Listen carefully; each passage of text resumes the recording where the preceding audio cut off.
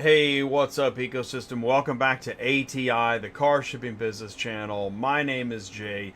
You know, my goal every Tuesday night is to bring you another trade show level business presentation to you wherever you are, because your automotive business deserves the latest in transportation news. And if you're busy, and I know you are, in a minute, I'm going to give the welcome show lineup. You're going to know what to expect. If you're watching on demand, you'll be able to click on the time code links below in the video description. Please do leave a comment. Remember to like, share, tell your friends. Thanks for watching ATI. Every day, there are folks researching how to make money in hotshot car hauling.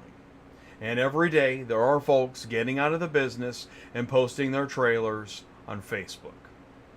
What if these two groups could communicate with each other? What advice would stick to a dreamer that fails to see the reality of an actual plan? That's why tonight we've got the ATI Council back together, because we're going to look at clips from 10 different videos that appear giving advice and talking about the industry, all the way from the beginning of what do I do now to the end of what do I do now, and everything in the middle that seemed to go wrong. Does it have to be this way? Is there a better way? Please join the live chat. Ask your questions. Share your thoughts. Grow your business. Break out of your vertical. Because it's Tuesday nights live on ATI. I'm Jay, your host. Welcome back to the show.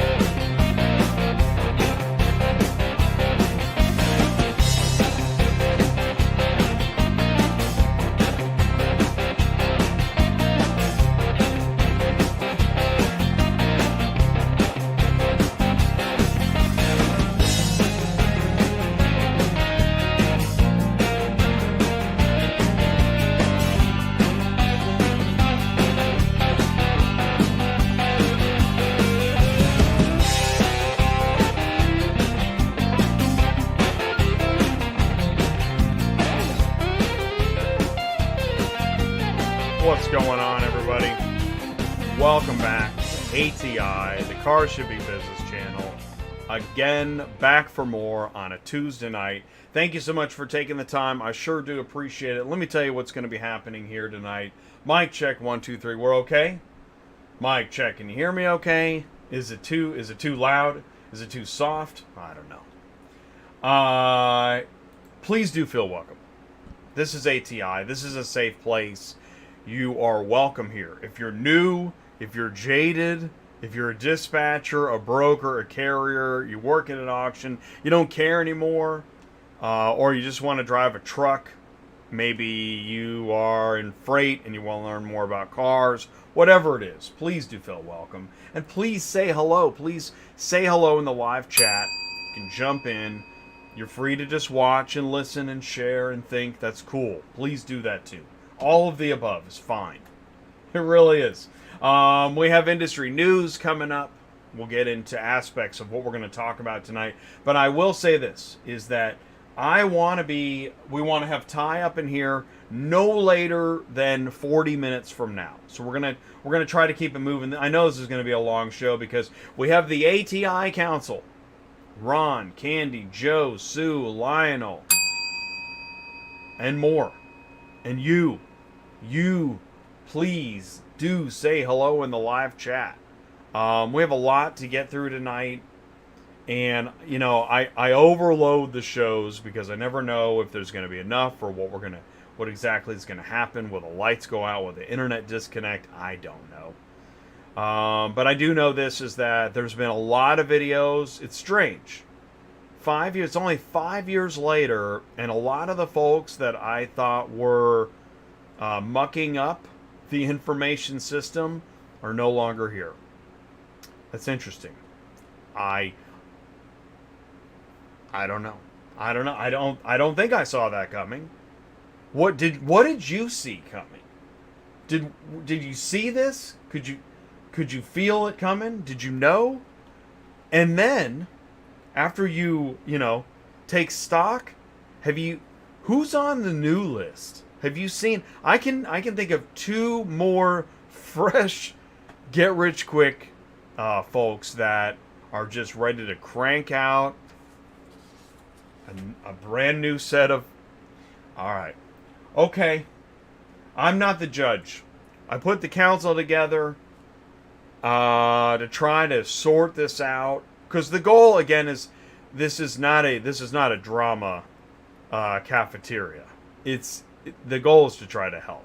And I know these shows are long, and listen, I'm guilty too. We're all looking for like 30 seconds of just solid information so we can move on with our day. And I was thinking about this, that's the thing about this live show on Tuesday nights. It's a chance to get community together, and you don't have to sit and stare at the TV for 2 hours, or whatever that TV is for you. If you're working in your shop and you're fixing stuff, or maybe you're putting away groceries, or you're parked for the night, you're sitting in your cab, you're scrolling through loads, and whatever it is you're doing, keep it on in the background, and you can skip around, skip ahead, skip back, skip sideways, but hopefully you gain some traction, knowledge, perspective, etc. We really do want to help. You can click share, you can grab the YouTube link, this stuff. Please do leave a like no matter what you do. And too, that you can get a hold of Ty. Ty is here, he's in the live chat. 417-483-2764. There it is. I just put in the We're going to come back to the live chat in a second. Thank you guys so much. Stick around because we'll be right back. Everybody wants to be part of a bigger story. Auto transport is a vital part of that story. Vehicle reconditioning starts when your transport arrives at the dealership. The story starts with you. For our auto retail customers, as yours, full satisfaction.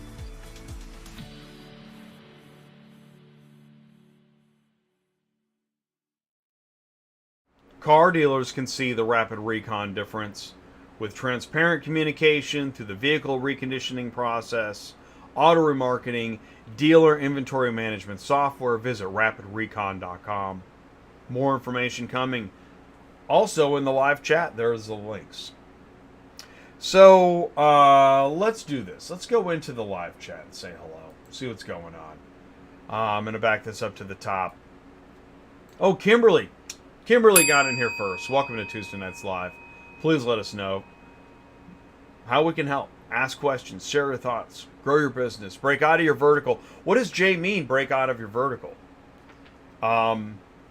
If your social media feed is much like your small circle of friends that are all saying exactly what you want to hear, I challenge you to seek out new messaging. Confirm. Are all of those thoughts correct? It can be uncomfortable.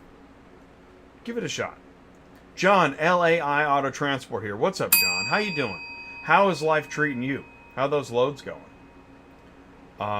Please tune in on Thursday. Say hello. Mark is here. Mark Grodicke, Superflow Systems.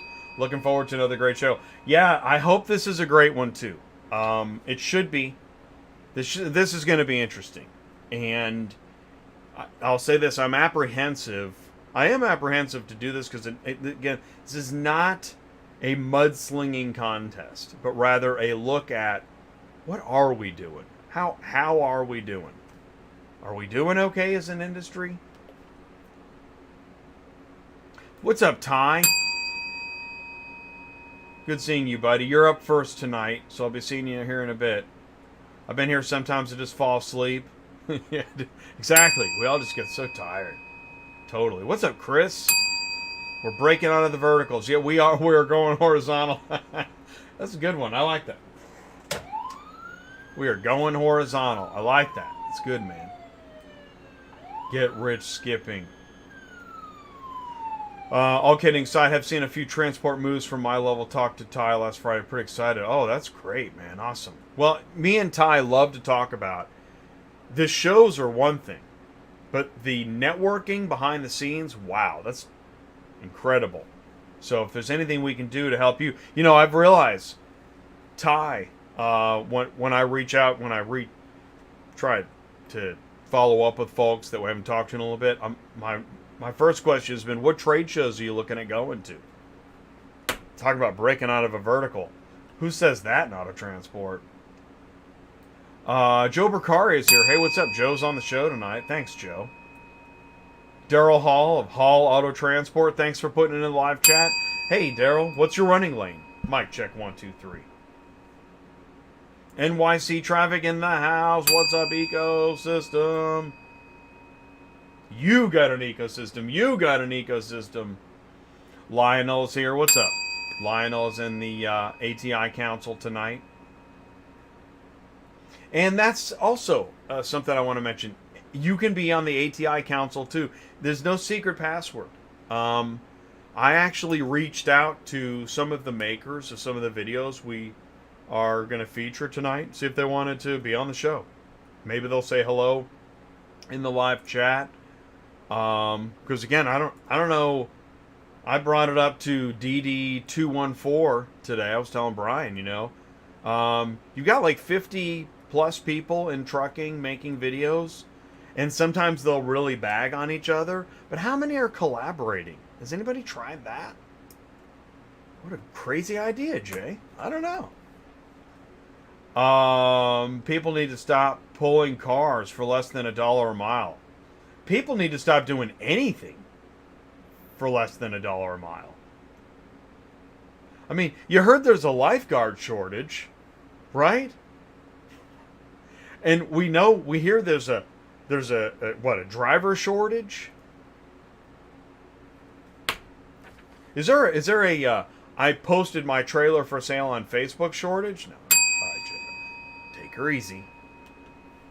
Step away from the social media. All right, I'll tell you what. Here, let's do this. Let's come back after this. The live chat remains open. Oh, yes, and new feature on ATI is you can give a super thanks on any video on demand. Pretty cool. Hey, what's up, Daniel? Thanks for tuning in, saying hello. All right, I'll tell you what. Let's do this. We're going to go into industry news after this. Stick around. Transport Auto Quoter is by far the leading auto quoting software on the market, and the only auto quoter with a pro version that comes preset with accurate pricing for anywhere in the U.S. So you don't have to worry about it. The best part is that no change with your current software is needed.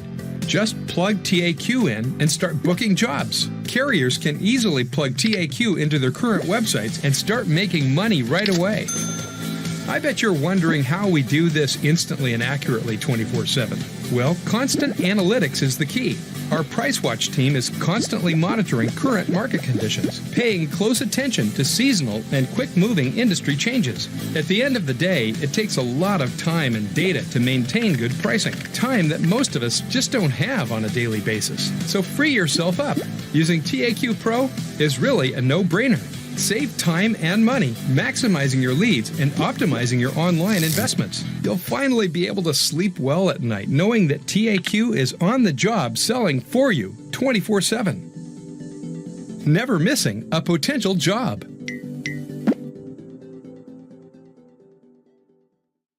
You can tell me, I know you need an auto shipping quote and broker software you can trust. Provide instant, accurate quotes online with Transport Auto Quoter by Superflow Systems and move with Pro ABD CRM. Visit superflowsystems.com. Hey, what's going on? I see, Super Dispatch made it in here. Devin a Victory Lap is in here. Thank you guys so much for saying hello. Yeah, you want to see something crazy? Let's try this. 10, a shocking crash on camera here. A truck smashing into an overpass, sending part of its cargo and chunks of concrete onto incoming traffic. Local 10's Sanela Sabovic spoke with a driver who witnessed it all, and she is live now in Fort Lauderdale with this exclusive today. Sanela. Calvin, as you can imagine, this was a terrifying ordeal for drivers about to get on I-95 here. The entire incident was caught on camera, and when you look at this video, you will say to yourself, it is a miracle that no one was hurt here. It's heart-stopping video. It was chaos, and it happened in a split second. It's Father's Day morning. Bryan McConnell and his family were heading to brunch in Fort Lauderdale. He's in one car and his son is ahead of him. They're driving on the northbound I-95 on-ramp near Marina Mile Boulevard. McConnell's son's dash cam is rolling. As you can see, 1 minute it's a smooth commute, and the next, this happens. And boom! I mean, it was a cloud of dust. Watch the hauler ahead. As the driver is under the Marina Mile overpass, which is under construction, one white van that is hoisted on top of the hauler hits the overpass and falls right onto the lanes of traffic, hitting a gray Toyota SUV in the process. Debris is scattered everywhere. Other drivers were seen swerving to avoid it, including McConnell. My gosh, if we had not been a little bit further behind, keeping a safe distance, we could have hit that. McConnell and his family did stop to make sure everyone was all right. Miraculously, no one was hurt. And this is video of the aftermath, a damaged overpass, and the front end of the white van sheared off. McConnell says it was a terrifying experience. He's thankful because he knows that this could have been so much worse. And thanked our lucky stars that everything had turned out without anything more serious than some scaring the bejesus out of a lot of people. How about... The Marion Fire Department stopped a fire that burned 6 vehicles being hauled by a trailer.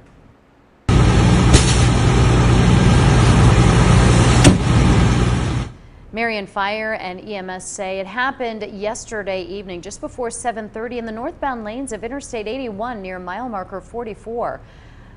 Rescuers say that fire was going, but it spread to the motor vehicles that the truck was hauling. Crews put out the fire while Virginia State Police closed the interstate. 6 of 7 cars were damaged, no injuries reported. But you know,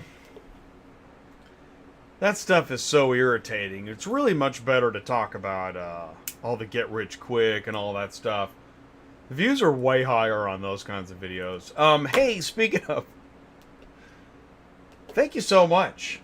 What a perfect time to make martinis in the super chat. Thank you so much, Mark. Really do appreciate it. Mark at Superflow Systems, everybody. And Mark, thank you for the hard work on making sure that we get the Ask Larry questions. We got those. We got them ready. So, and thank you for tuning in. So, yeah, who's at fault? Appears the bridge was lower. Interesting. It is interesting. I mean, it looked like it was barely hitting that top. So you raise a good point. I was behind that fire of those car haulers. Wow, John. Interesting. Hey, what's up, Marco? Thanks for tuning in and saying hello. So, yeah, so it's a dangerous place. Mine is a dangerous neighborhood. And so is the interstate, apparently. That's tough stuff. So we're going to go into industry news. Let's do that. Where is my industry news? Let's see here. Oh, we're not ready with that? Oh, here we go. All right. You know, it is show 249 in a row on a Tuesday. So I really grappled with what to do with this show. And now it's called Cradle to Grave Start Hotshot Car Hauling Business Cycle, because you really do, that is cradle to grave stuff. And it seems the cradle gets a lot more attention than the grave. But the grave is much more permanent. So I feel like it's my duty to go ahead and bring up the bad news once again. So you see this in Hotshot Trucking. This is 130,000 members.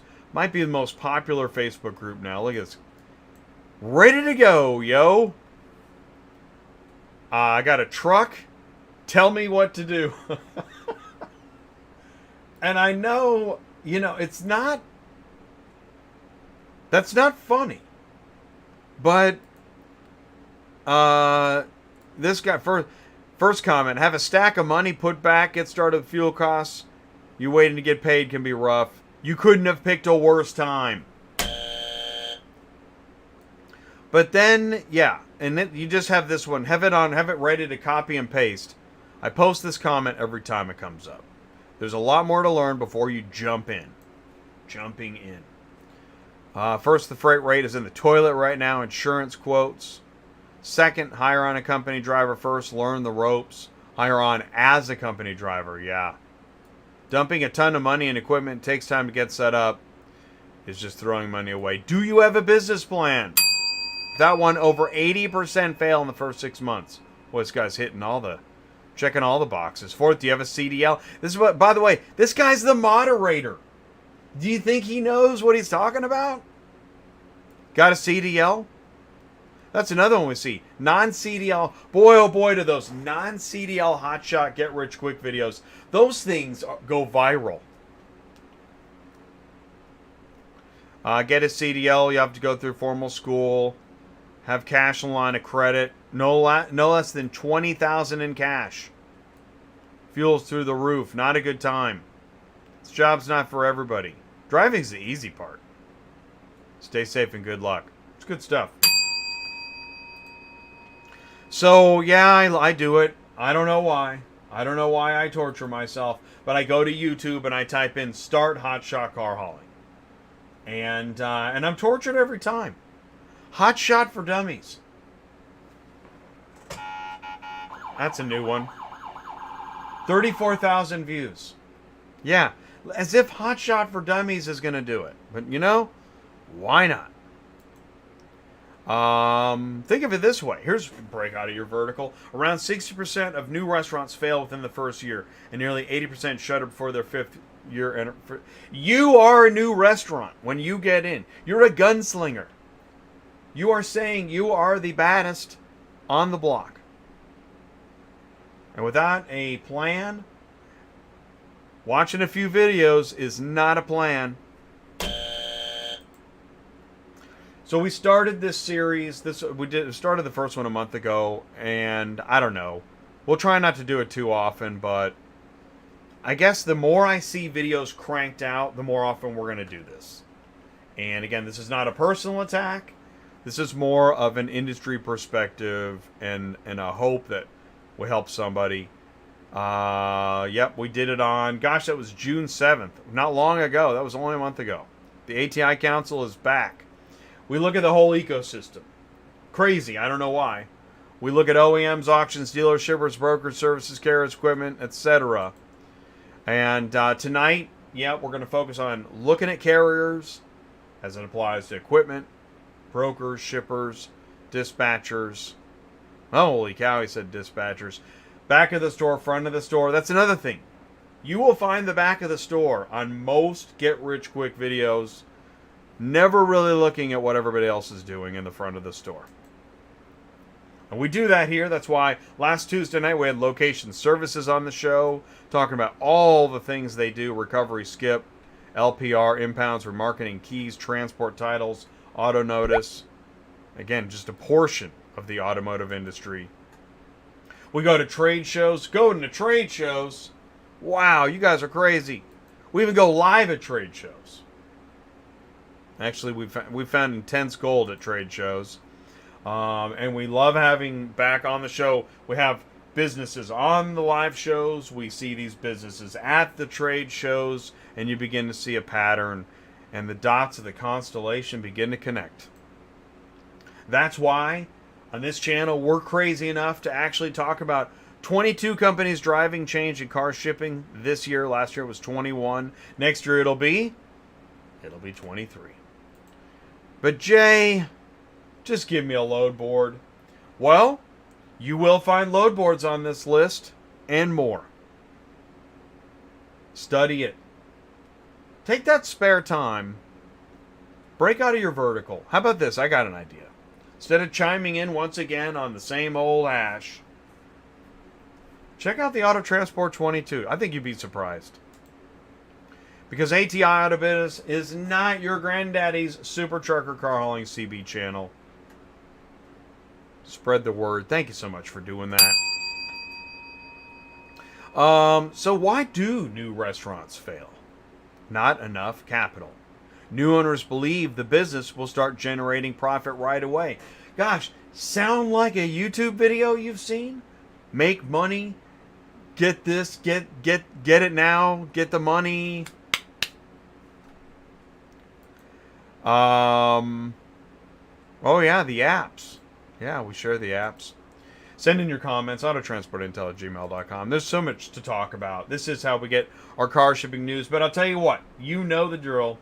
Here's what we're going to do. Step right up, because every Tuesday night we got 5 new questions. That's right, 5 new questions on Are You a Car Shipping Guru? Question 1, here we go. As Ty always says, when building a running lane, think short mile, long blank. Is it trailer?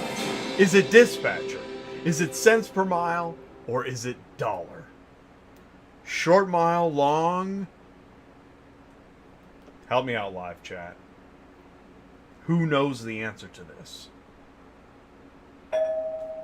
Anybody? Does Ty say short mile long trailer? Short mile long dispatcher? Short mile long cents per mile? Or short mile long dollar? Well, gee, Ty, it's dispatcher? All right, you guys.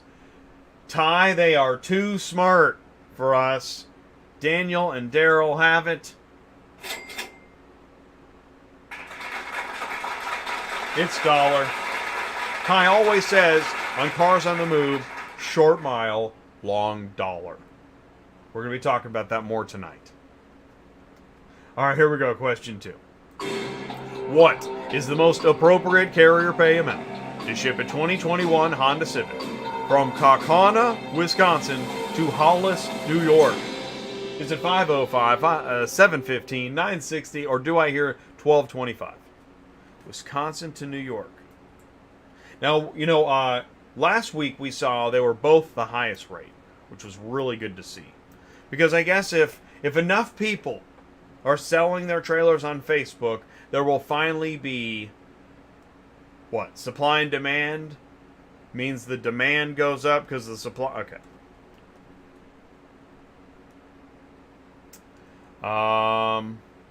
It's a Honda Civic. I'll go $1225. Why not? I will go with $1225. Anybody else want to? Oh, Carlos is here with dollar. Daniel, Daryl, and Carlos all know what Ty says. So how about this one? I need your help, carriers. Is it $1225? Yeah, Daniel says $1225. It's gotta be. Let's check it out.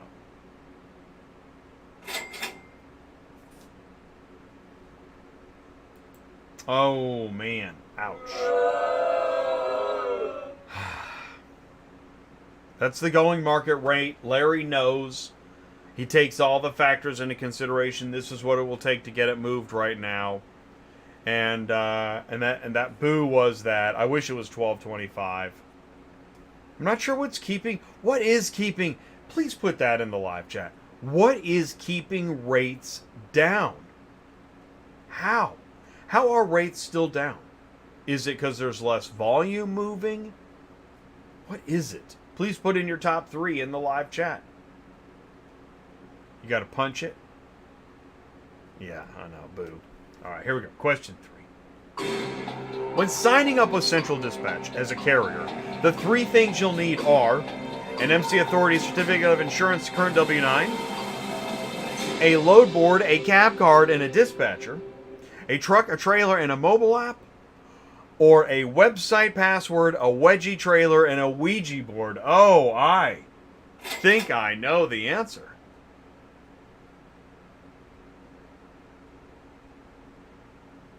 What's it going to be? Is it the Ouija board? Is it the mobile app? Is it a dispatcher? Or is it your documents? Now, this should be relatively easy. But what you'll see in between the lines is, I think that some people think that all you need is a truck trailer and a mobile app, and we're here to dispel that rumor. Let's check it. There we go. Daniel has the answer. MC, CERT, and W9. Because it's a business. All right, here we go. Question 4. What is the most appropriate carrier pay amount to ship a 2018 Ford Mustang from Butte to Santa Clara? 415, 670, 805, or do I hear 1020? Okay, Santa Clara. I mean, it shouldn't really matter. It's Montana. A Ford Mustang? It really should be 1020. Please don't move it for 805. But you never know. Let's see, what do we got here?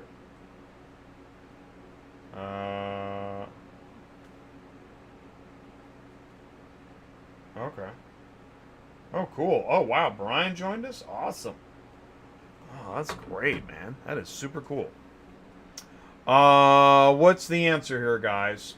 Does anybody have an answer? By the way, if you got an extra like, please leave one next to the pennies. Wouldn't take it for less than 1020. I know. I agree. Let's check it out. Let's see what we got here.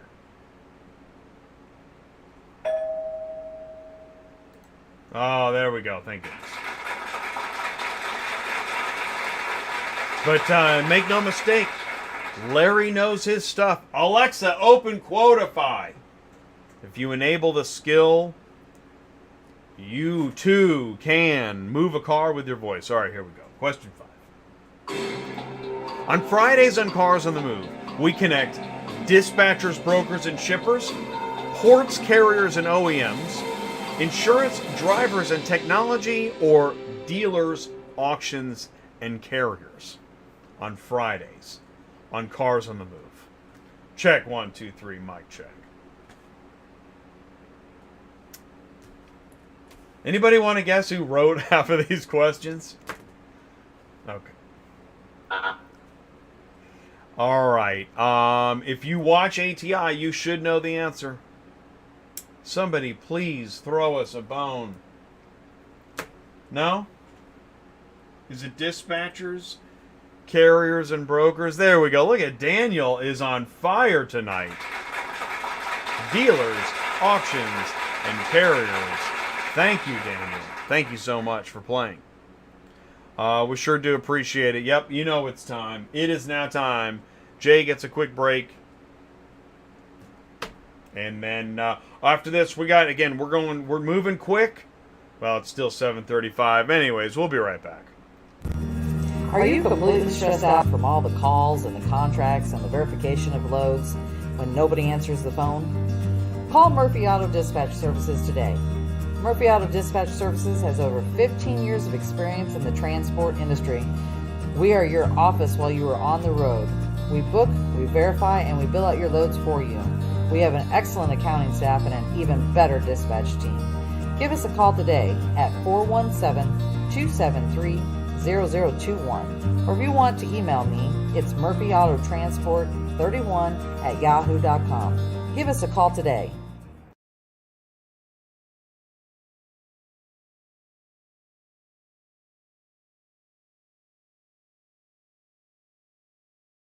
So you need help staying loaded or moving a car? That's the voice of Sue. She's a fully licensed broker. She's my co-host on Thursdays. She runs a busy dispatch office that has openings. If you're a carrier looking for a dispatcher, be sure to visit murphyautotransportservices.com. Links in the live chat. Okay, it is now time for Industry News Part 2. A great purge is pushing small truckers out of business at an unprecedented rate. Whether it's hotshot car hauling or freight or wherever you look, man, they are dropping like flies, which happens to be our 10th video tonight. But more about automotive industry. What costs more, new car or rent? The $1,000 a month car payment hits new highs. The average new vehicle monthly payment now exceeds $700 a month. The monthly new car payment not long ago was more than $550 a month. Now it's up to almost $700. And the average, you can't read it. Average rent payment in the U.S. right now, $1,300 a month plus. Average mortgage payment, $2,000 a month on a 30-year fixed mortgage. Hey, what's going on, Super Dispatch? Thank you so much. Making martinis in the Super Chat. Thank you. Really do appreciate it. That means a lot. New carriers in the industry are lucky to have a genuine resource like ATI Auto Business. Big shout out to Jay, Ty, and the rest of the team. Thank you, Super Dispatch. Really appreciate that. Yeah, tonight we have the ATI Council, and we're lucky to have them. So we're looking forward to a pretty interesting show. Just a few more statistics. Stellantis warns of a possible market collapse if EVs don't get cheaper. That's interesting. What else we got here? Oh, yes. The infamous, I'm getting into hauling. I need some advice. I don't have a trailer, but I do have a truck. I don't know where to start. I'm new. I'm looking to make this a career. Please help. This guy says don't. This guy says I got a trailer for you. We'll even deliver it. Read in between the lines, man. So my question is, where'd you get that idea? Where in the world did you get that idea? Yeah. Hey, you want to go and close? This one's for sale too. Step right up. Now, yes, it would seem obvious that more information about proper loading techniques, right? That's great. Not sure. Maybe. But I like this one. This one caught my eye. This is good. I like this. That's good. Show the vehicle, the mileage, the cents per mile. That's interesting. Very interesting. And then the right, Monday through Friday, the total. What really caught my eye, you got the total here, and then money deposited. Where did the other $1,200 come from? I don't know. And that's it on the expenses. Profit is at $4,000. Still don't get it. I don't know. Okay. All right. So here's what this is going to be fun. This is going to be a good time. If you're just joining now, you haven't missed anything yet. I know, 40 minutes in the show, haven't missed anything. Jay, that makes no sense. Video 1, we're going to cover 10 videos tonight. Video 1, bought a semi, we need you. Video 2, start a car hauling business. Video 3, why to stay in Hotshot. Video 4, garbage rates. Video 5, Sun Country 5 car with, unloading a car with wheel problems. Interesting. Video 6, United Road don't feed you. Video 7, $1 million in 90 days. Video 8, am I still in trucking? Video 9, selling my trailer. And video 10, Hotshotters are dropping like flies. Did you see the business cycle? Literally, if you just tuned in, you just saw the whole show in about 10 seconds. But we're going to dive into the details because the devil is in them, so we're going in. Don't forget, check out the podcast on all major podcasting platforms. It is now ATI Auto Business. I have had enough questions about, you guys only talk about ramps and trailers. No! This is a business channel. For gosh darn. So it's ATI Auto Business. Any questions? Let me know. You can text Ty, become an ATI insider, find out what's in it for you. Just text him. He'd be glad to tell you don't. He'd be, hi, this is Ty, don't. Ty don't. Thompson. Okay, let's keep going. On fire. Four times a week, approximately-ish. We go live. Live carrier advice is tomorrow at noon with Bryan Riker. Load board search advice, thermonuclear Thursdays.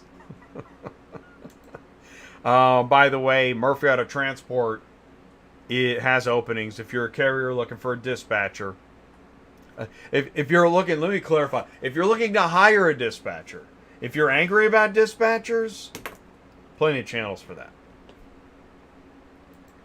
Cars on the Move on Fridays, dealers, auctions, and carriers getting connected. We had Friday, we had Friends Don't Let Friends Haul Cars. That was with Kandy. She's back on the show tonight. And, next Tuesday night is Why Get Cars Certified. That's going to be a great show. Certified Automotive Remarketer is an IARA program. We're going to learn more about that. And then in 2 weeks, we've got Jonathan Smoke is coming back, along with John Coles. And guess what? Paul Machine. Alex Yurchenko won't be available. Paul is going to fill in. Paul from Black Book. Actually, it's going to be great. Auto Market Economics Q3 2022. It's going to be pretty intense. It is the Car Shipping Business Channel. My name is Jay. It's ATI Auto Business. Thank you so much for taking the time to tune in. Here's what we're going to do. Right after this, we're going to be live with Ty. We're going to talk about, oh, look at this. Kandy is here to support the village. Thank you, Kandy. It takes a village, no matter what you think. Well, thank you for being on the council tonight. Really do appreciate it. Wow, this is great. All right, so do me a favor. Stick around, because right after this, we're going to be live with Ty, and he's going to help me introduce the council. And we'll be right back. Location Services. Collateral recovery with pinpoint precision and advanced proprietary technologies. Your single source for nationwide collateral recovery. LS Recovery, certified and compliant. LS Skip, experienced recovery. LSPR, advanced plate recognition. LS Impound, precision capture. LS Remarketing, nationwide auction partners. LS Keys, professional locksmith. LS Transport to any destination. LS Titles, verified documentation. LS Auto Notice, secure fulfillment. One contact, one contract, we do it all. Location Services.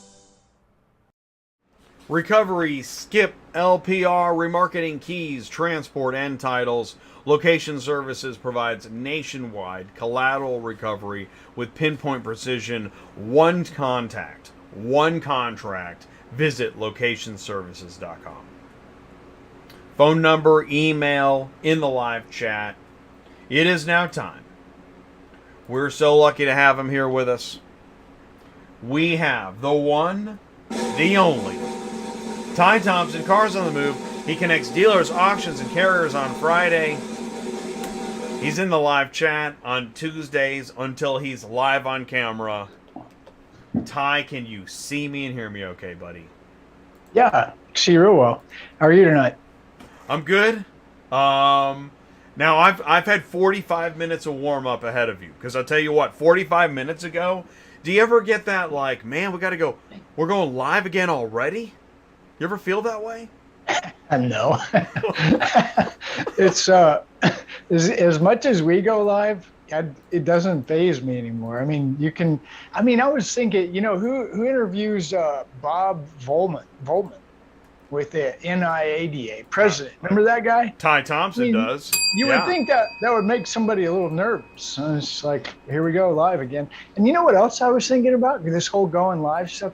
If you go to these trade shows, conferences that Jay's always talking about, that I'm always at, you'll never see anybody with a YouTube channel walking around with my little stick and my phone, walking up to people and having conversations.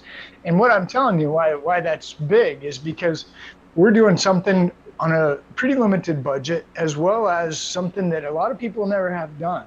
And so tonight, what my angle on this conversation about wanting to be a car hauler, how to get rich being a car hauler, isn't so much the perspective of a YouTube video that may or may not misguide you, mislead you, misinform you, but more along the perspective of the remarketers, the consigners, the dealer, the shipper, those people.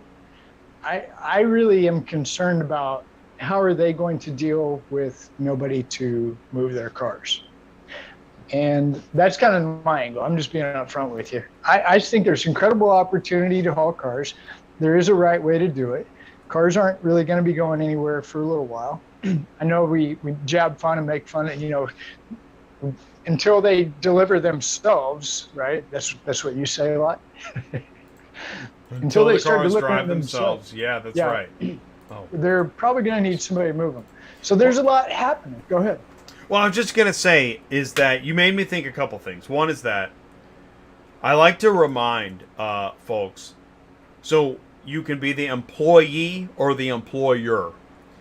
And we're usually the employee or, you know, the worker. We're stressed about, you know, got to get it done, want to do a good job. What we forget is that the employer is worried that you won't get the job done or you'll somehow revolt. And if you could step in the shoes of the employer for a moment and realize their concerns, which brings us to the consigner, the shipper. You know, when I send out the information about a Tuesday night show, especially Tuesdays, you know, I'm breaking out of the vertical and I'm putting out the message to dealers, consigners, auction reps. And the email that went out this morning basically said what you say. Have you considered the thought that maybe your cars aren't going to get delivered? What will you do? Whereas here we're worried about, you know, like eking out a living. But we should consider, yeah, that's right. What if we don't deliver your cars? What will you do? Well, and again, so interesting. I haven't talked to you since Friday on the show. So between Friday and now, had a guy reach out. He's got a channel, you know, Paul Meyer. Yeah, right? Paul Meyer, yeah. Dealer vendor match guy, yeah. Paul. Mm-hmm. Hey, I'm putting together a show with Paul Machine. You want to join us? And it's attached to this video that I actually had seen. He sent it to me, but I'd already seen it. The car bubble, the car market bubble. Have you heard about this? So I thought I saw some. Tell me more, because I don't know what it is. Well, it's a perfect segue for last week. Who'd we have on last week? Everybody, raise your hand. Location Services, right? What was Location Service talking about last week? They got these crazy cameras. Did you guys see this show? Okay. And what do they do with those crazy cameras? They're finding cars that are delinquent, that need to be repoed. Got it?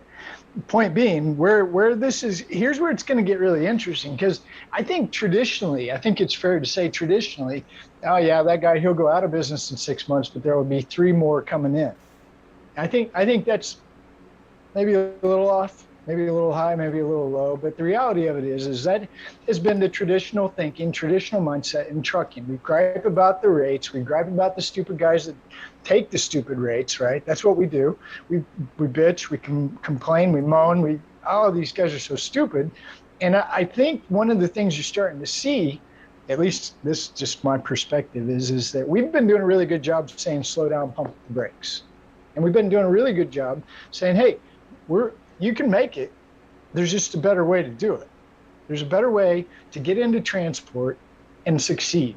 And it's not going to be next week, next month. It's going to be probably a long time, right? And then we start talking about, well, if you're going to get in here, build it to sell it. Build it to give it to your kid. Build it to give it to your grandkids, whatever you want to do. But build something that has value besides a wore-out truck and a wore-out trailer and a load board, okay? So when we start putting this message out there, I think more people watch than we realize. And I also think that our message is good. I think it's a solid message. I mean, we occasionally might get a little off track, but car hauling is a great business. Car hauling treated me very well for a long time. Very, very well. I worked very, very hard, And I've got a lot of stories, sad stories, good stories. But the reality of it is car hauling is a very good business. It's a service business. You need to have a servant heart to be in it. And there's a right way, a better way to get in it and survive, right? So again, I'm thinking along the lines of, as the industry, traditionally we say, that guy, he'll be out of business in less than a year, and there'll be 3 to 5 more coming in as soon as he's gone. I mean, I think that's fair. And so what I'm trying to suggest is I'm not sure that that's going to be the way it goes this time. Maybe, maybe not. I don't know. I wouldn't want to have a lot of cars that need to get moved in the next year, because I would be nervous as to, okay, we talked to our guy Constantine. You never hear, it's not Constantine the car hauler. There's another Constantine in our gang, which I'll bring him sometime on a Friday. We already talked about it. But Constantine has this magical list of all the carriers. So I was talking to him last week. Hey, you saw that list? Yeah, how many are on it? Well, it used to be around 15,000. What? How many are on it now? Maybe 11. How many are signing up? None. Okay, then we heard some talk during COVID. Remember we heard people talking during COVID? We lost a lot of carriers. Do you remember that, Jay? Yeah, I do. That was real. Did they come back? Were they replaced? I don't know. Then you really want to get crazy and you want to start talking like Paul Machine, our buddy, Jason Rice, Lot Pop guy. You look at different aspects, different markets, right? What's going on over here in this market? Well, according to this news article, middle class is not paycheck to paycheck anymore. They're 2 weeks behind. There's the new consumer debt hit a new level in the last week. I mean, these are real things. People are overextended. People have no cash. People are behind. There's a problem. Fuel's ridiculous. Eggs are ridiculous. And I'm just telling you, I don't know that they're coming back. I know. And here's the thing is, I just shared one of those posts that I just read was earlier today. The guy posted on Facebook, I'm getting in. What do I do? And it's like, wow, so you're not reading any news, or, again, I don't want to badmouth, but that seems pretty wild. And everybody's like, don't. I just gave you a new nickname, Ty Don't Thompson. Well, so the beautiful part is that, yeah, I know this feels a little fragile. We're not here to pick on anybody. We really are passionate about this business. I really do care about it. That's why I put my phone number out there, 417-483-2764. Ty, that's me. In the live chat, it says Cars on the Move, but I'm really Ty, right? And I really do. Call me and I'll answer your phone. I'll talk to you about it. We're not here to make you go away. We're here to bring you in and help you succeed. That's really the ultimate goal. And it's definitely not an easy business, and it definitely takes a tremendous amount of money, not just credit. I mean, credit is very important. We'll have Lionel on. He'll talk to us about that. But it's that's where I was going with this. Is our friends here tonight have all been in the business a long time. And half these people on here, get this, know way more than I do. So and that's what's beautiful about our relationships. The gamble behind the scenes of the folks that are building the client base and making the promises and have to find the carriers, their gamble is getting bigger all the time. Yeah, it's and again, that yeah, well, that's where I'm coming from. That's my angle. We'll have car haulers come, we'll have car haulers go, we'll have YouTube guys out there making, great videos and not so great videos. But at the end, I'm really starting to become concerned with the financial institutions because they want their cars moved and they want to get them sold. You know that. There's money driving this. And they've been told that technology has been improving to bring down the cost of each transport. So, I was thinking about this today. I don't remember which broker, who technology service it is, but did I hear somewhere in the last, say, 3 years, there's brokers that have 40,000 carriers? Did I just make that number up? You're actually right.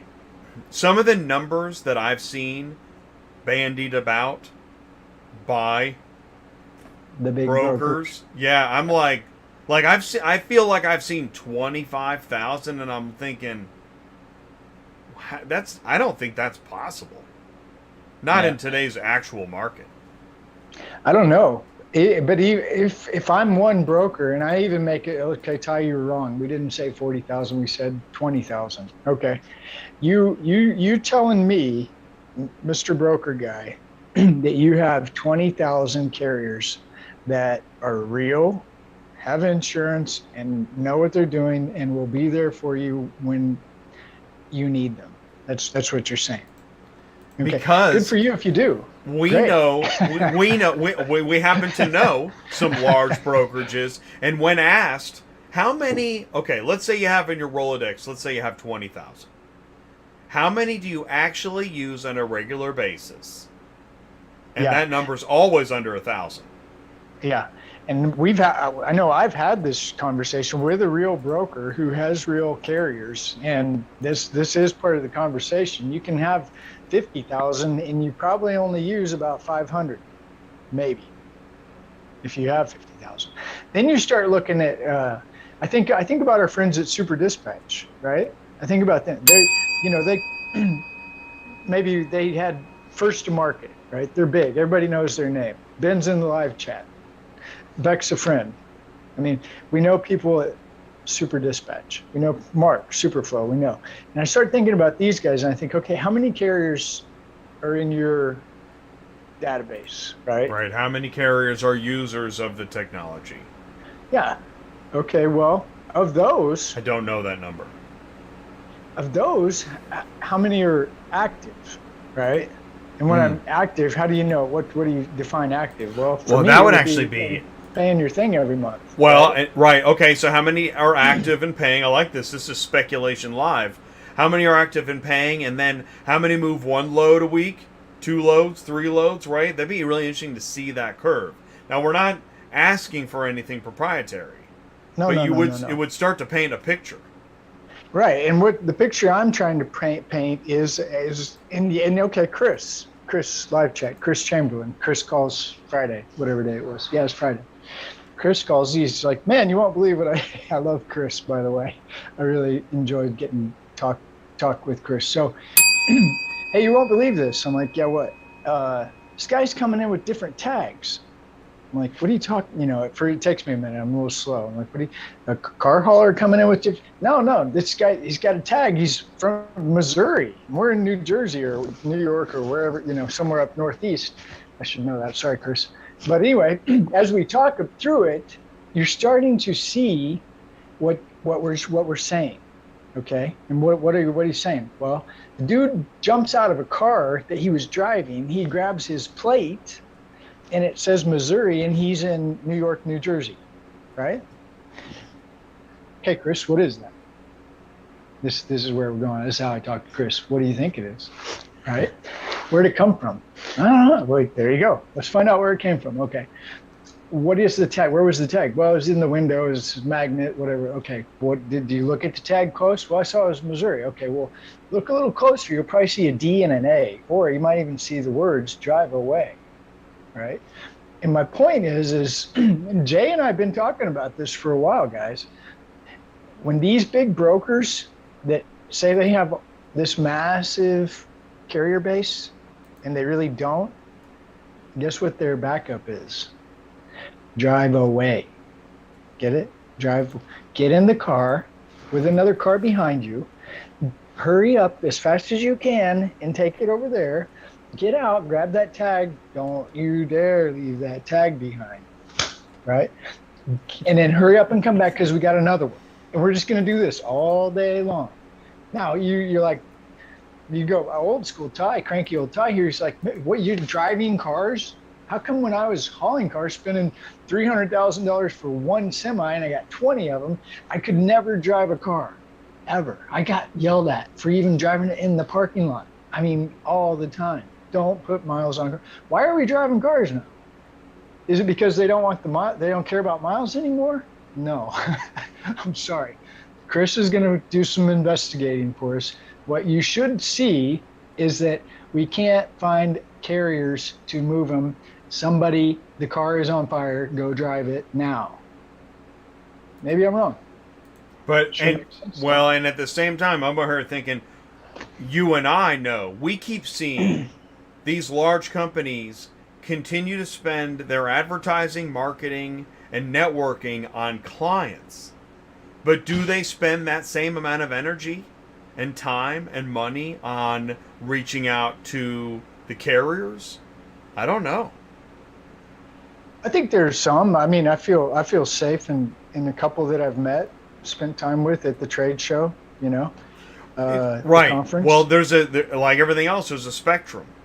Yeah. But at the end, we probably need to bring everybody back in. We're going to do that, but yeah. My concern isn't about whether they're good or bad YouTube videos. My concern is we're going to, as a community, even as dysfunctional as we are, and we are dysfunctional, I promise. I'm telling you that the people that write us our checks, those people, I want them to really pay attention. Because you may even reach a spot where you can't find enough drivers to drive them across town. I don't know. Maybe I'm wrong. Well, it's interesting that Joe's our first guest. And by the way, I just admitted we have a special new friend who nobody's ever seen on the show before. Bryan should be joining any moment now. But before Bryan gets here, Joe, can you see us and hear us okay? I see you and I hear you. How are you today? Great, man. We're ready for another big, giant, crazy show. Hey, I want to piggyback on some stuff that you guys said. Yeah. A little bit earlier on, and you were talking a little bit about some of the how lucrative the business is and all that other stuff. You know, and it treated you well, Ty, but you worked really hard and all that. That is an extremely common thing. Most people, the success in this business is measured in their years of longevity. So, you know, when people ask me, I mean, people ask all the time questions about, like, what's the advice that you would give in this business? Man, you're going to get knocked down. Dust off and stand back up. Simple as that. Keep doing that, and you'll eventually get where you're supposed to go. That's right. Absolutely. Before I go any further, Bryan, can you hear us okay? I can hear you. Okay, can you great. Hear me? We can hear you. We can't see you, but we can hear you. We've got a storm here. Right. Sue, we have Sue is part of our council. She has the same thing. You're all good there. Guys, Ty, Joe, everybody, please say hello and help me welcome for the first time on ATI. We've got Bryan Hicks. He is known as DD214 on make some YouTube videos. Bryan, tell us more about yourself. Please say hello to the audience. Hello, everyone. I'm appreciative to be here. I was former Marine Corps, Department of Homeland Security. I'll tell you what I told Jay earlier. I retired for 32 days, sitting in my recliner in my underwear eating Cheetos, and I saw a truck driving commercial and thought, well, I can try that. That'll give me something to do. And I turned it out loving the industry. So here I am. Sure beats orange colored underwear, I guess. Yeah, exactly. Exactly. There you go. So I guess my niche at this point is now I work with veterans and first responders to get them mentored and into the industry correctly and legally, and we sort of hold their hand until they get on the road and get out on their own. And Bryan, we talked about this earlier, and I'm sure in your YouTube channel in the live chat, in case anybody wants to learn more about you, is that we're talking about hotshot freight, right? Cool. Yeah. Whereas the thing is that what I found interesting is when you said, and this is actually, I like talking about Hotshot, because Hotshot is a, you clarify for him, what is Hotshot, please? Can you clarify what Hotshot is? Well, hotshot freight is where you're running a pickup and a trailer, and you're moving freight across the country. Most of the time it's lower 48. What I run personally is a Ram with a 40-foot air ride trailer, and most of my guys are running 40 feet, 35 to 40-foot trailer. And then, so hotshot car hauling would be, again, smaller trailers. Yeah, using a pickup. It will be using a pickup truck. Yeah. Non-CDL, usually non-CDL? Depends. It really depends. It depends on the size of the trailer.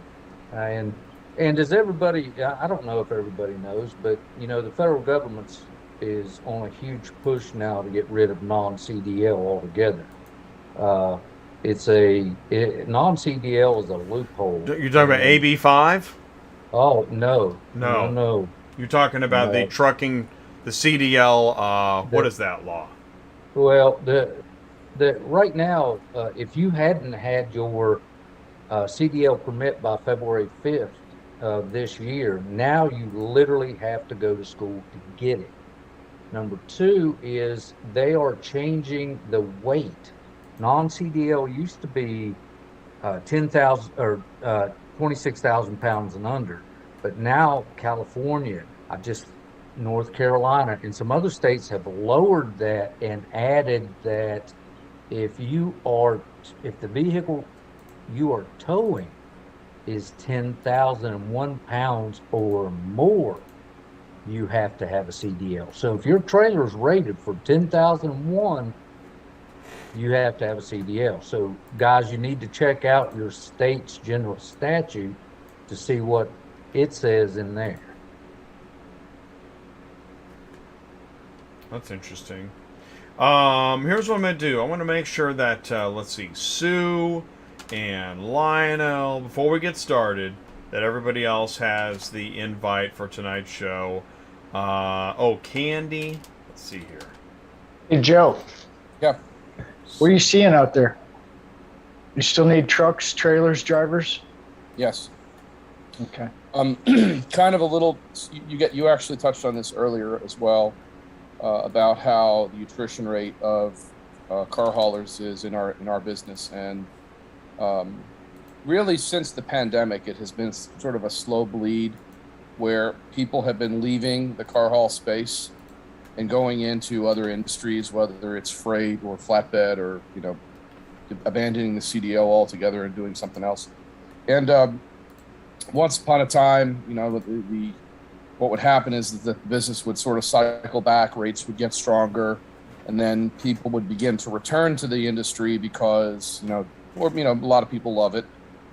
Gets in your blood. I say that all the time too. This has been weird. It hasn't really been like that. We've had a lot of people that leave the industry and just don't come back. And there's a company, I'm not going to call their name.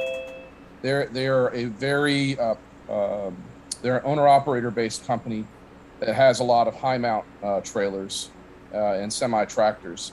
And they had a number of their drivers that parked the trailers and took their tractors somewhere else, to go and hook it to a box, because the industry had, the rates had become so depressed. And hopefully we're seeing that change. I don't know if the smaller guys are seeing it, but I think the contract carriers and new OEM carriers are definitely seeing that change, going the other direction now. That's encouraging to hear. Well, let's hope. Hey, Bryan, how many are you running your own fleet, or is it just are you brokerage, or how does that work? What is your setup? We've got 22 trucks on right now. Wow. So and here are the owner operators are mixed, or? Yeah, they're owner operators. Yep. Wow. It is it's a tight knit community, and You know, I've often looked at car hauling, but never ventured into the space. So I hope you guys don't get too deep into car hauling because I'm going to be lost. 20 Yep. owner operators, that's herding cats right there. Well, and that's good. Actually, that's good. We need. That I didn't This is get what, into it. why we have to break out of our vertical, Gotcha. right? That's why I'm so glad you're here with us tonight. Want to say hello also, Ron. Ron, you can see us and hear us, okay? Hey, all good. How about me? Awesome. We see you. We hear you. All right. Lionel's here. Lionel, you can see us and hear us, okay? Yes, indeed, Jay. So Bryan is with us. Bryan Hicks out of Carolina is first time here. He's going to help take a look at. We're all going to look. We're gonna look and hear together brief clips from 10 videos. So I got to get started soon. I sent the invite back out to. Hopefully Kandy and Sue can make it in here. You guys ready for the first video? Ready. Cool. And Bryan, can you, if I play a video, can you see the screen okay? Yeah, I see the screen. I see all of you guys just fine. All right, cool. All right, awesome. All right, then everybody in the live chat, here we go. Okay. We're going to try to keep it professional and helpful here on Start Hotshot Car Hauling Business Cycle, Cradle to Grave. All right, video 1. Here we go.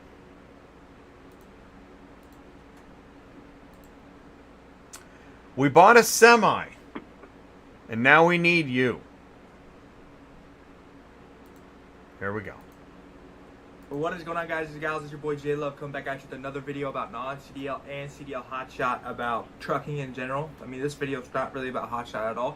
As the title says, guys, we did buy a semi, guys. We recently purchased a 2017 International Pro Star, and we're super excited. If you guys don't know the story, we got our authority back in January of 2020. We actually didn't get on the road until October of 2020 because we couldn't buy a semi. Our goal was to get our authority and get a semi on the road. But neither I nor the co-owner of the company had our CDLs.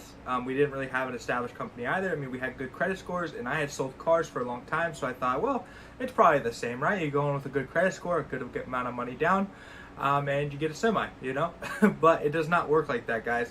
And so it wasn't until we saw a couple videos on YouTube, actually I think it was from Toe Piglet, and then I saw one from Hauling Cash, I think way back in the day before I started, that kind of helped us understand what Hotshot was.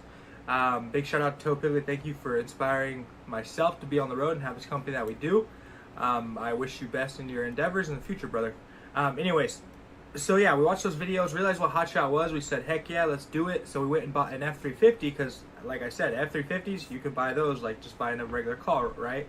A lot of times they have to be a commercial vehicle or commercially financed, so it's just normal. So it's pretty easy to pick one of those up.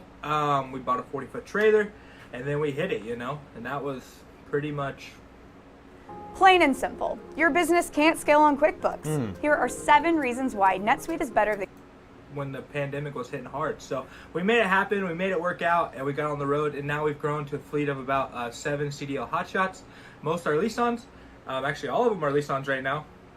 And they're all super awesome guys, and they've helped me really perfect my system to work the best and get it to where it is right now. Obviously, it's not perfect, and obviously it can grow, but I'm very thankful for everybody who's leased onto my company and has allowed us to progress our authority, allowed us to provide a great service to them, and allow us to get to this point where we are buying our semi, guys. And we bought our semi probably roughly a month and a half ago. I haven't made a video about it yet because honestly it's still parked at the place that we bought it, because I'm working on getting IFTA and IRP. I had to wait for the for the title to come in and do all the paperwork. I mean, there's a lot of little things that need to happen.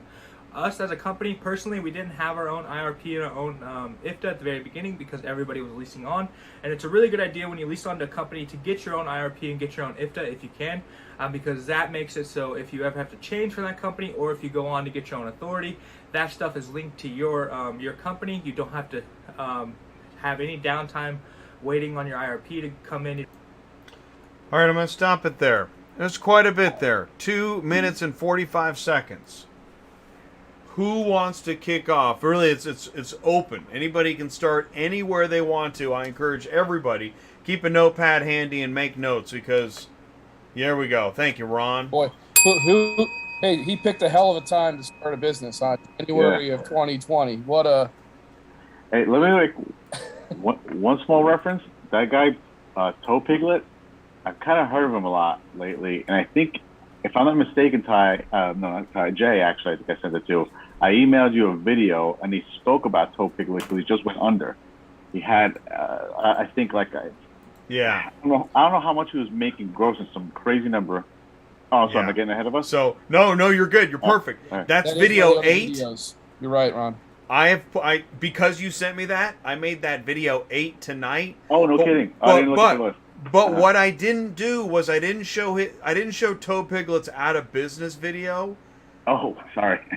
No, my point is this. These are my notes. Is look at the level of influence YouTubers have. Yeah. You're going to see this across of everybody in this ecosystem. It's the YouTubers that seem to have the most influence, and that should scare a lot of scary. people. Oh yeah, absolutely. Yeah. And if I can make another comment on this please guy. keep going. Not I so love much it. a comment, but one thing is that he says he has 7 leased on Hotshots, I believe he said, right?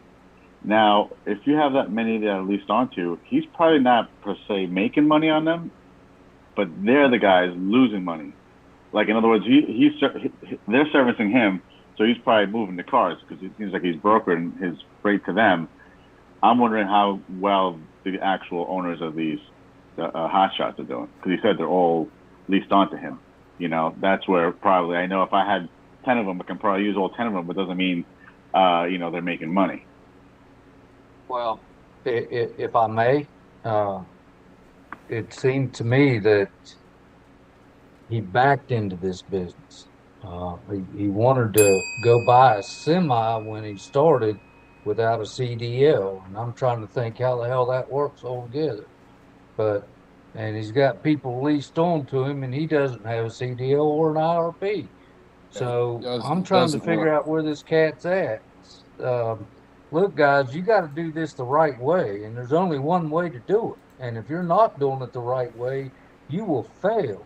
And that's all there is to it. You're going to stumble, and you might make a few bucks here and there, but eventually you're going to go under because you are not going to be prepared. Totally right. Let me just kind of jump on top of that too. Completely correct. He did this all backwards. He went and purchased a semi when no one could drive it, and then went through all the administration work after the semi was purchased, waiting for the title, going to IFTA and all that other stuff. And he said that asset had been sitting, I think, until October or some crazy date like that. And when you're sitting on an asset that you're making payments on for more than 6 months, something's wrong. You're not doing something right, or you didn't do your diligence to get into this. That's a really scary thing. I like how I think we're all seeing the same thing, because I'm watching it thinking, really, when he said he had 7 lease-ons, I'm like, what? That really shocked me. Well, the cash flow of those 7 lease-ons is probably what's funding all of it. Exactly. That's what I'm trying to. That was the point I was trying to make before. In a loose way, was that he's probably not losing money. The guys who are actually leased on him are probably, he's floating that. He's using that money exactly like you said as cash flow. And I think what's important is that there's no way he's alone in, the hedge fund management. And again, none of this is personal. I'm watching the video and I'm just stunned at what I'm watching and hearing. Hey, when was that video posted? Do you remember what the date? Yeah, that's a good question. 2022. Yeah. So June 19th. So he's been doing this. He bought a 2017 in. Well, he's got 5,000 subs, and look, he's got a poster on the wall. I mean, this guy didn't just. I don't know what. I don't know what. I think that's an MMA poster. Oh well. Is he J Love the Flash? I don't know. I don't know who J Love the Flash Well, is. the guy in the front and the guy in the back ain't the same, but that's neither here. Okay. All right. Fair enough. We better move on before we just get ourselves into trouble. Does anybody have any final thoughts on this?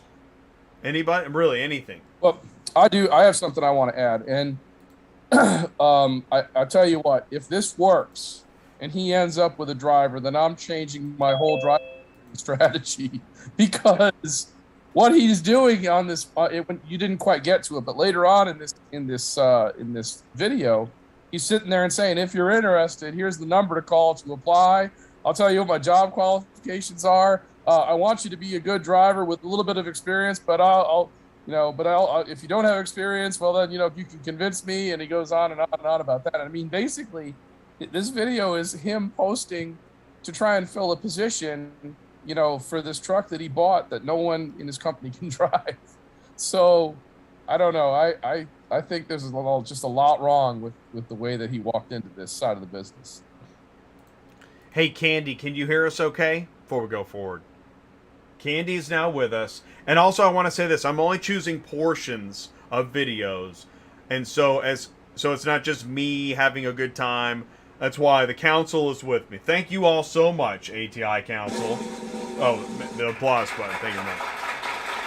Right? That way there's a witness. I have bystanders here to verify, and I'm not just doing all the talking. Ty, were you going to say something? Did you have something to add? Yeah, it could be, and I kind of, Joe tapped on it, and so did Ron, but could be I started this thing backwards, and I figured out I can make money off of having guys lease on to me. I think, I know in car hauling, the buddy deals usually 10 to maybe 20%. So if you get into maybe, I don't know, Bryan might be able to answer it. Bryan, you have lease on guys, don't you? Yeah, I do. What's the going percentage these days? Well, I'm going to tell you, I don't charge a percentage. My guys are coming on as military and veterans. I only take those, and I don't charge them. Okay. But Toe Piglet charged, according to his video, he charged 30%. Yeah. I think the going rate though is 20, and you cover your own insurance. Yeah. So where I see this going is definitely the infomercial to get new owner operators to lease on without having to get their authority. But to me, if I watch it a little closer, it almost sounds like a advanced dispatching service, because I'm going to go ahead and really step out on a limb and say he's probably dispatching all those trucks and taking the percentage, and that's probably where he's really making his money, just a guess. I agree. Hey, Lionel. Hey, how you doing there, Ty? Good. What are you seeing out there in the world? Well, I see a lot of consolidation, guys trying to put it together between, shrink their organizations together and try to, see if they can combine loads and stuff with their own knowledge base and stuff like that, tightening their belts, moving more towards the side of paying their equipment off and stuff, and, taking away the sting of the monthly payments and stuff like that. And, most of these have been suggestions on my behalf to make them stay in business. They got to do what it is they have to do to adjust until, they're the last one standing. But it all foundates on the circumstances of compliance and common sense running. Nothing outside of that. For everybody watching, this is Lionel. Lionel's our insurance gang member. Lionel, you're in the Northeast as well, right? Yes, sir. Tell us about your company. We are an insurance company where we specialize in the auto haulers, because we have the base background of auto hauling, and me and my wife, we have been truck drivers, and we've driven Hotshots and trucks to deliver cars. Started in this back in 2014, and transitioned over to this side because we wanted to get into the side where we're helping more and more people, and we feel we can be an asset on this side, but more so than being in the business. And and doing it that way. Well, I always love having you on, and it's always good to see you. So thanks for coming. Thank you very I know it's much. got a lot of So insights. here we go. Yeah, no, I was reading a message from Sue. Sue is, I'm not going to read it all, but yeah, she'd be better off here than whatever she's dealing with right now. So, so Sue, we miss you. We love you. Here comes video number 2. That was fun. That was interesting, wasn't it? Man. All right. Well, it wouldn't be a Hotshot car hauling business video cycle review without a little bit of Hotshot Dave. Here we go. What's up to all my road hammers? Happy New Year. Let's get rocking. Let's make money. Let's be successful. What's up with all the road hammers? So, let's talk about something a little bit different today. So what we're going to talk about is why I think hotshot car hauling is, I may be biased or, you know, whatever, but I think it is the best gateway into trucking. It's the best segment, like the best startup, you know, the way to start. There's a couple reasons for me saying this.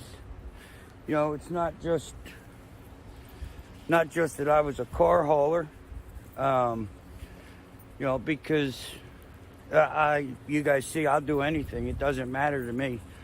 But there is angles and stuff that you can do in car hauling that you can't do with hotshot freight.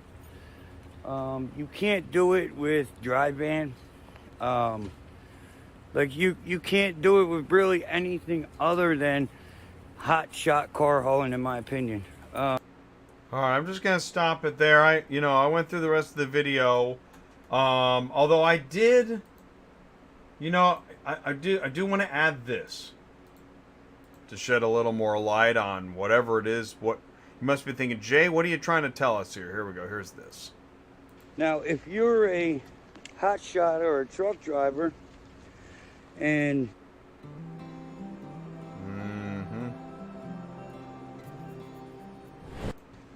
you're gonna listen to somebody that without YouTube is failing in business, well, you're probably not gonna make it. You know what I mean? Like, because without YouTube, they aren't profitable. Without YouTube, I can make it. I don't make a lot of money on YouTube because I'm not a YouTuber, so to speak. I'm a truck driver. I just happen to be a trucker / car hauler on YouTube. Okay. Who wants to kick it off? I'll always start if you let me. Great. So, for starters, this guy's presentation was hilarious.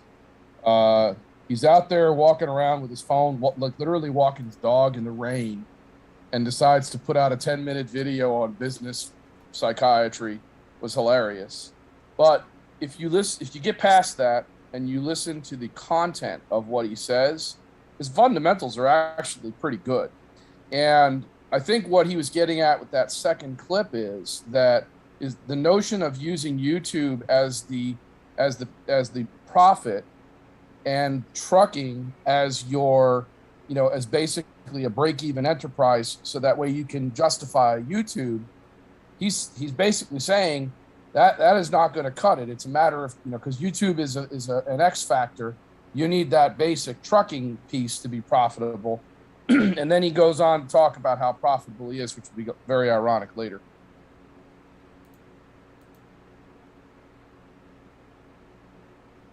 All right, good stuff. We're going to keep going. Dave's been on the channel before. We've had conversations with Dave. You're actually going to see him again a little later on this evening. Okay, there we go. Video number 3. Now, the title is interesting because it doesn't match what I thought I heard. I was actually trying to find where the title fits into the messaging. Here we go. A lot of the rates were amazing. Everything. There was a lot of good hype about hotshotting, and so that was one of the main reasons you know, well, we had already kind of decided back in September, before that, July 2021, back in September 2022, we was gonna do it. But, you know, the race just solidified it. But anyway, moving on, we just kind of just wanted to give, again, like I said, give our perspective. You got anything you want to add? No. I mean, like he said, costs, keeping your costs low. Most definitely. We definitely have spent more than we bargained for at the beginning. We had a cash reserve. That cash reserve went by fast. Quick. With quick truck maintenance, preventative maintenance, and then just breakdowns. And y'all saw at the beginning, when we first started the channel, them little straight up and down videos. Yeah. We had a trailer breakdown, differential leaks. Shoot. Yeah, we had a lot. I mean, everything. It's like every month, Shoot, every other month, it's like every month something was happening. You know what I'm saying? I don't know what he's doing. Every month, like something was happening. Like, so we started, like I said, July. We ran pretty well for the first couple months, and at the time, my insurance was really high. So you have to keep in mind that if you're still looking to get into Hotshot, especially in 2022, when insurance is already increasing for people who've already been in the business for this year. So that's something that you also keep in mind. Mm-hmm. So when us first started, my insurance was around $2,400. I had just got my CDL, and it was type expensive. You know, it really was type expensive. Okay. He goes on right there to say, right after that, this part I didn't understand. His insurance was $2,400, and then within a year he got it down to he said $2,400, and then within a year he got it down to $1,500. I was wondering how he got that down in the year that much. They automatically kick back a discount for having a CDL license. Oh yeah. Oh wow. Yeah. Wow. That's a part of the process, and a lot of people, it's all by circumstance of discovery. And once again, I offer free conversations to people before they spend a dime. Just like Ty says, most of the time the conversation for me is free before you jump in or stick your toe in the water or spend your first dollar.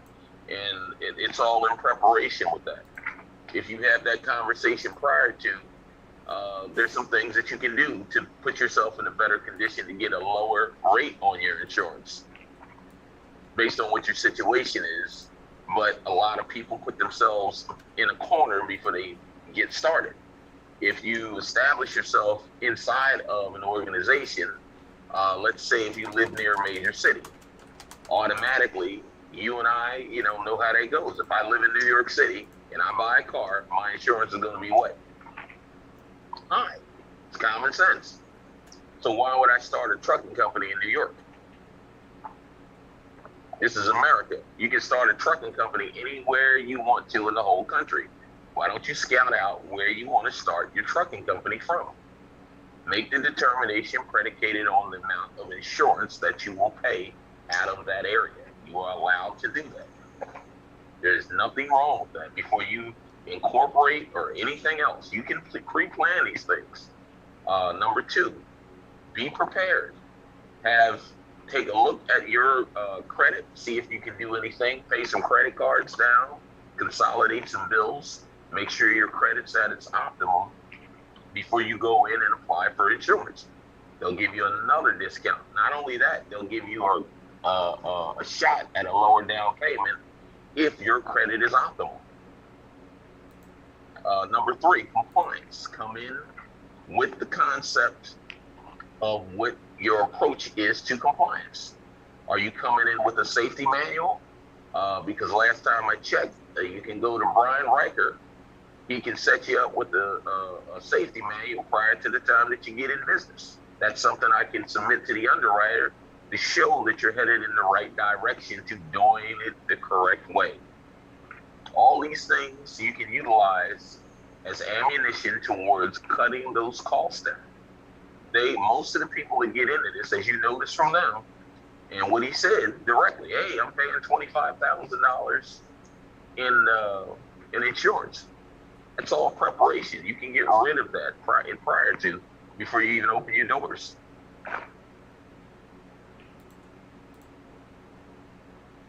I noticed two things really.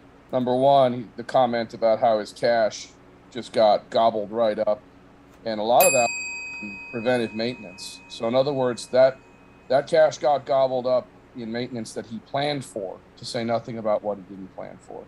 So probably was a little aggressive in getting himself started. Probably his reserves were a little bit too small, or he didn't account for any change in the cost of preventive maintenance over a period of time, if that's the case. And the second thing is, boy, that baby was cute. I was watching that baby throughout that video. I'm not gonna lie, I had to rewind several times because I missed completely what the hell he said, because I was just watching the baby's antics as he was grabbing for here and going over here. It really looked like a Discovery Channel husband and wife hotshot. That's the show, husband and wife hotshot, right? But I want to kudos to her. She would not let the video go any further without saying that they had expenses coming out of their eyeballs. Yeah.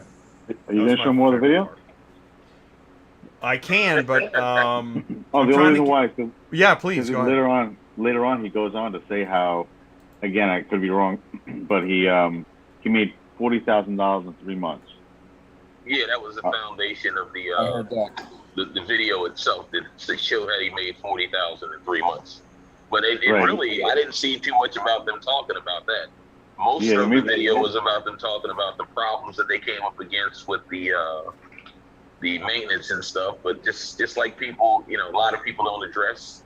Yeah, you can go out and buy a used truck, but a 2020 is a used truck, but you can't estimate what the problems are going to be from that truck. So therefore, you cannot estimate what your reserves are going to be. Is it going to be a transmission? Is it going to be a motor? Is it going to be transmission and motor? I mean, you can never guess at what that's going to be. Especially if it was in a commercial application before. And I gotta believe that 40,000 is gross revenue. I can't imagine. Gross. I'm not sure that's a good number. No, that's not a good number. If you break that down weekly, that was like $3,300 a week. Yeah. With that kind of liability, I wouldn't even do it at all. I wouldn't. Next day I would just be like, no, this is 2 tires away from me. Going out completely and not being able to get insurance at $2,500 a month too. Right. Yeah. There's no, let's say $3,300 weekly, and he pays himself, $1,200, $1,500 a week. But the good thing he did say, their truck and trailer were all paid off. They went into it like that. Yeah, and he just blew the engine. Well, I shouldn't say blew the engine. He's just doing an engine overhaul.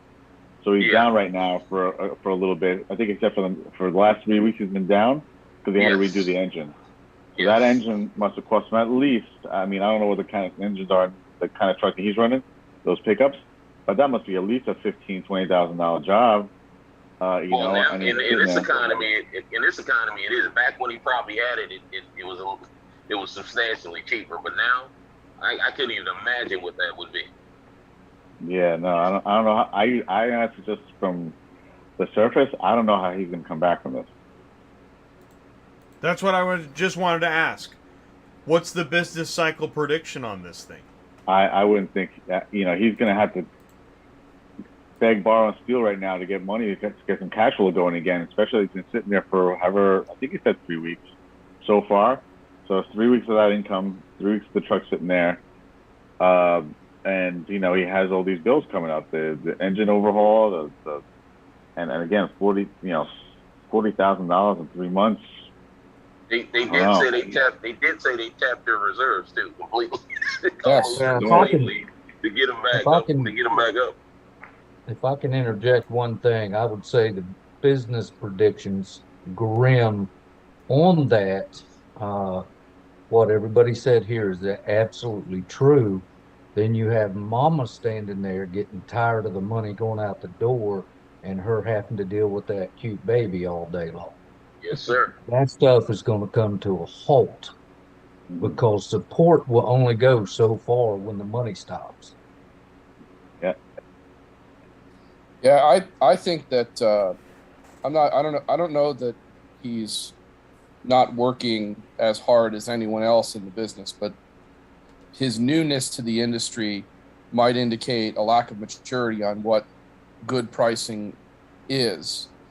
And so he may be taking rates that are substandard and just accumulating costs on the truck. Giving him the benefit of the doubt, that's what my first initial guess is, and I agree the prognosis is not good.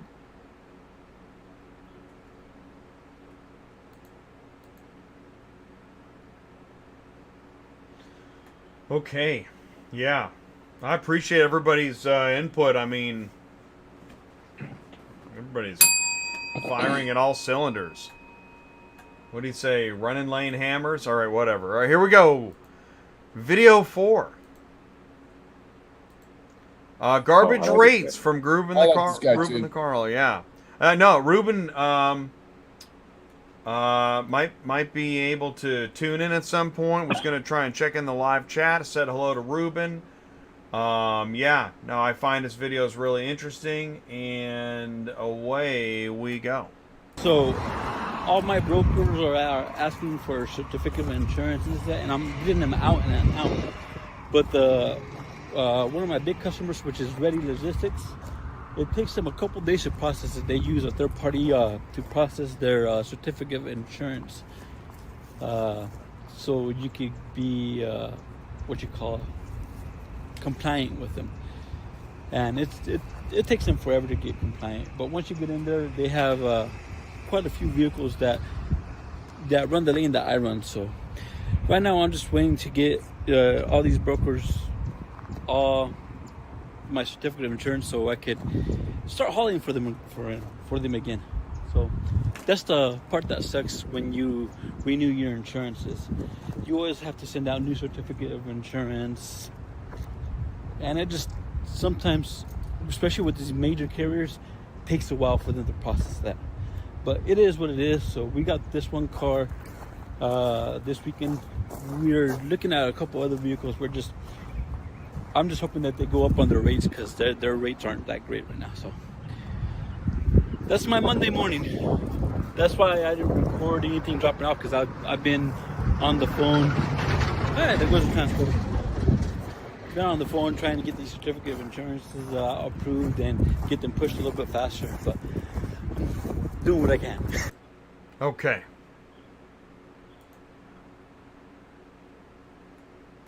I'll go first. Great. Ty, take it away. No, I want Ron to go. Oh, Ron. No, I just want to start by saying I actually like this guy. This guy, you can tell, has been living he has boots on the ground. He has been living it, but it's almost like he went out to a storm and forgot to bring the boots and raincoat. But he's doing it. He's getting wet. He's realizing reality, and he's trying to, like, okay, this is reality, guys, but I'm not, I can tell he just needs, like, a little bit of mentoring. Not that it's gonna, change everything drastically from night to day, but definitely this guy has been putting the time in, and where he's at right now. Oh my goodness, I remember those days, and it's just, I'd hate to be him. I feel bad saying that, but it's tough. But it's tough. real. I can tell this, Yeah. It's real, and I feel for this guy. And the thing is that this guy, I like him because I know if he called me, I'd be like, listen, I'd actually give him some inside stuff and say, listen, do this, do that, because I can see already that he's done the work. He just doesn't know where he's shooting yet, but he's done the work. I was trying. I think I might have emailed you too, Jay. Try to get him on the show. Because, I know. I tried. And I actually don't have all of his contact information, which I found to be an interesting, where it is really hard to get a hold of people. I can watch videos all day, but it's really hard to get a hold of people. Hey, what's up, Kandy? Go ahead, Ty. Well, I found Ruben. I sent Ruben to Jay. Yeah, and, this was so Ty's. now, Yes, thank you, Ty. What's funny is I literally watch Ruben every day. Ruben is my connection to, and what I really love about Ruben is it's basically what Ron's saying. Ron and I are going to say the same thing, different words, which is this. Ruben, he's figured it out. He's just this close. He's so close. He is right there. Yeah. And when and if he figures it out, you won't see him on YouTube anymore because he'll be banging.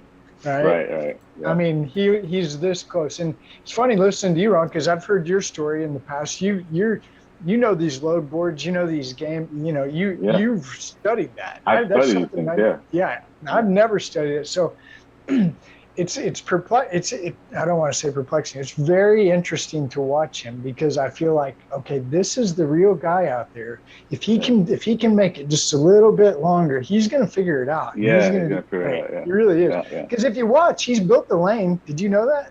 If you watch he's figured out a lane. It works from Phoenix to California, usually around the San Diego area. Wow. LA, somewhere in there. He's figured out the lane, and if you really pay attention to his videos, which obviously I watch too many Ruben videos. Ruben, thanks. He's figured out the lane, and he's bringing stuff back. So he's going loaded both ways, and he's showing. Yeah, he's almost there. He's really doing good.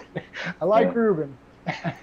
Anyway, give everybody a tidbit of information based on something that he said right there. Working with large carriers like Ready Auto and certain other ones out there that have requirements in regards to their insurance requirements. The main thing about the large carriers is they operate off of something called an accord form. And even if they're using a third-party carrier, if you have the right insurance broker, and I'm not selling myself, but most of them who are familiar with the process with the large carriers, you can get that done in a shorter period of time if the insurance person is just skilled in filling out that accord form and getting it over quicker. And another tip behind that, you may want to, I know you have your time period as far as when you pay your insurance, but they don't go by when you pay your insurance. They go by when your insurance cancels, if you understand what I mean. They will not wait until you get to the last day of your insurance to cancel. They cut you off. They will cut you off. And then you go scrambling like he's doing to get the certificates back on. So you have to plan for going into that last month to prepay your insurance payment so you don't get any cancellations of any of your carriers. And that way you can continue business. If you wait till it transpires and it goes in 11th month, you get to that 11th month and you're saying, okay, I got a month to breathe, you're stuck. So all your COIs will be cut off and then you have to reschedule for everyone all over again.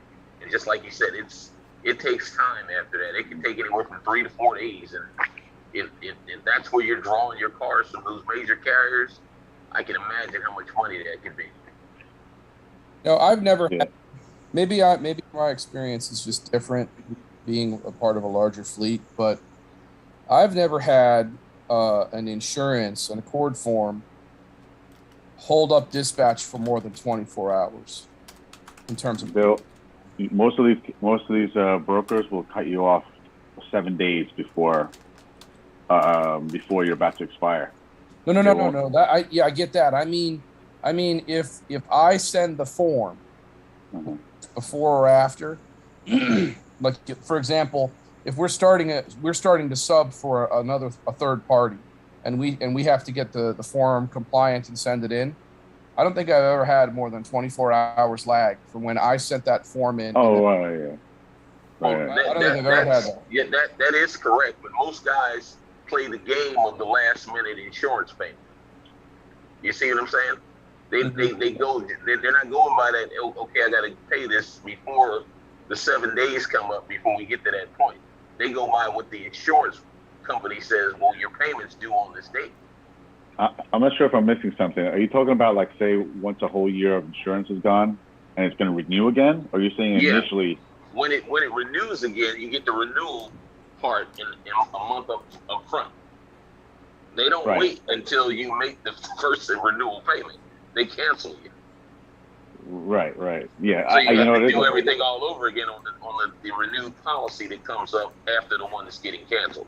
Right, but what I'm saying is that if I was to get a new accord form because I renewed my policy or I was starting a business relationship, I have never seen it take more than 24 hours for that form to process and for me to be approved to be able to ship freight. I will tell you, you have a great insurance agent. No, you know what? You know what it is that I think Joe, I think your company is self-insured. Nope. No? Nope. Oh. No. I'm telling you, you have a Not great with new insurance agent. Well, no, not with new OEMs. I just want to jump in and say this is one of the areas that, as a dispatcher and a dispatch office, I'm not trying to sell dispatching, but the fact that he's losing time dealing with all this. dealing with certificates, that sucks. And I love that we get to see. We're seeing like what he's in the heat and the elements of losing daylight over certificates of insurance. That sucks. Yeah, and he can't get a car, and he's cut off from certain brokers and stuff. Man, it looks frustrating, but it is a true part of the business that most of the guys out here experience on a day-to-day basis. Yeah, right, exactly. He's not alone. How many guys are standing on the side of a road trying to update certificates of insurance? Boy, that sounds like a Larry question.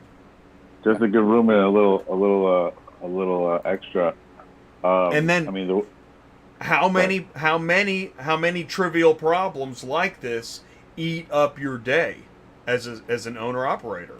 Yeah, and he made a comment even in the clip that you showed, and he goes into a little more detail later. And I did watch several of his other videos because I really liked him too.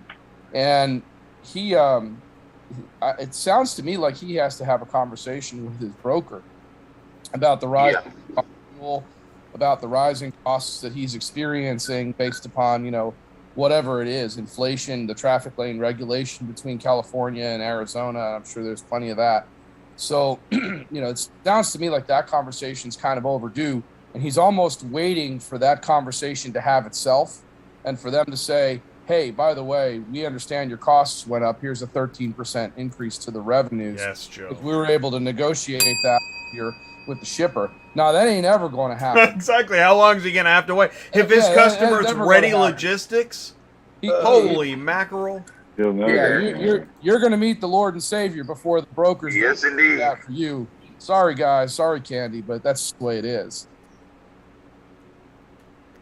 I like that. Ty, you're going to meet the Lord and Savior before. That was awesome. Well, Kandy, what are you doing? Are you asleep over there? Where's Kandy at? I'm here. What are you doing? Just Everybody, watching, this y'all. is Kandy. I'm observing. This is observation evening. Hey. That's not true, Kandy, because we know you care about the carrier. You're very passionate about the business.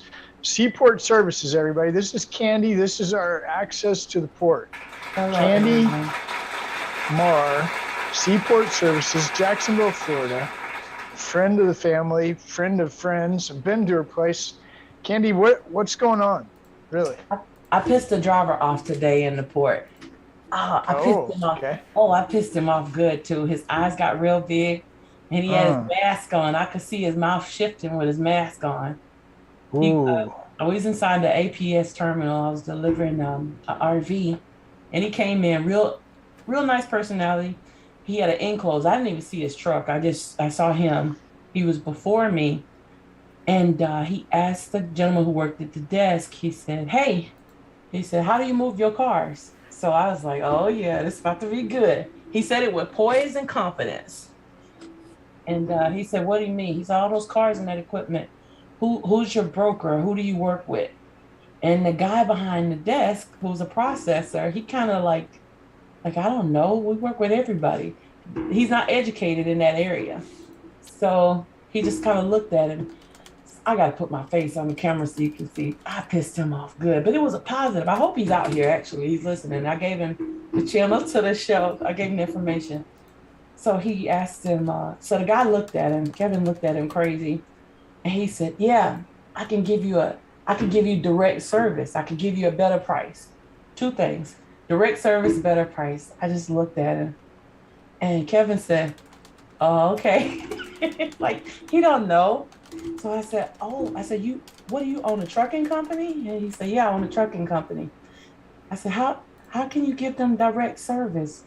I said, "How can you give them?" He said, "Nah, I'm getting rid of these brokers. I'm cutting these brokers out." I said, "Yeah, brokers do some business here." I said, "But it's mostly freight forwarders. Some brokers, but mostly freight forwarders. I'm cutting them out too." And I went, this is what I'm talking about, where you got a piece of it and that other piece. So I played devil's advocate. I said, "How are you going to get rid of them?" And he stood right there and he did his fingers. He said, I'm going to give them a direct price and cut the price. I said, how are you going to cut the price when you don't know what the price is and who to cut? And he just looked, and that's when he started getting pissed at me. And I finally just asked him, I said, how can you do that? I said, do you own a fleet of trucks? He said, you don't know how much fuel costs out here. I said, okay, I get it now. I said, you're talking about how much fuel costs and you're talking about cutting the prices. Where they do that? How they go together? And then his eyes got red and he looked, and there was a couple more things said. But in that moment, I said, man, you can have all the assertive, all the good energy, because I'm always thinking about the mindset to actually sell yourself. You can have all those pieces, you can still not have the insight and information to do it. Or like, he didn't pick his target, you know, he didn't even know his target. And I went, that, I guess they say fool and his gold soon part.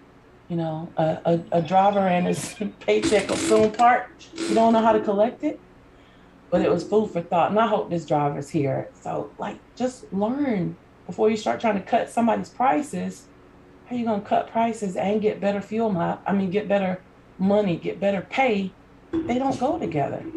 So that was my good experience for the day. I said, how do you get him on the show? I gave him the link. No, you say, go make a YouTube video. Educate us how to do this, right? Yeah, you can show us how it's done. Well, and that's what I like about Kandy, by the way, everybody. Kandy and I stay in touch. We talk on a regular basis. Kandy deals with drivers, carriers, new carriers, old carriers. She's been doing it longer than I have. And she, even as long as she's done it, she's still very passionate about the business, about trying to educate, trying to help people. And that's what you just heard. So thanks, Kandy. Thank you. You're amazing. We're all learning. Can we touch on that for a second? Can we touch on that for a second, Kandy? In your experience, when a company comes to you with a reasonable request that says, "Hey, listen, I just can't do it for X anymore." I mean, how many times would you say? What's the percentage you would say that finds a way to get resolved and everybody walks away basically happy? In my experience, it's 90%. If they come to you, yeah. But most of the time, people tuck their tail or just. I don't know. It takes a while. Do you find that? I mean, and bigger customers. Yes, people who specialize in doing that. You know, I forgot not mitigation, arbitration. No, I forgot the word. Retention, one of them.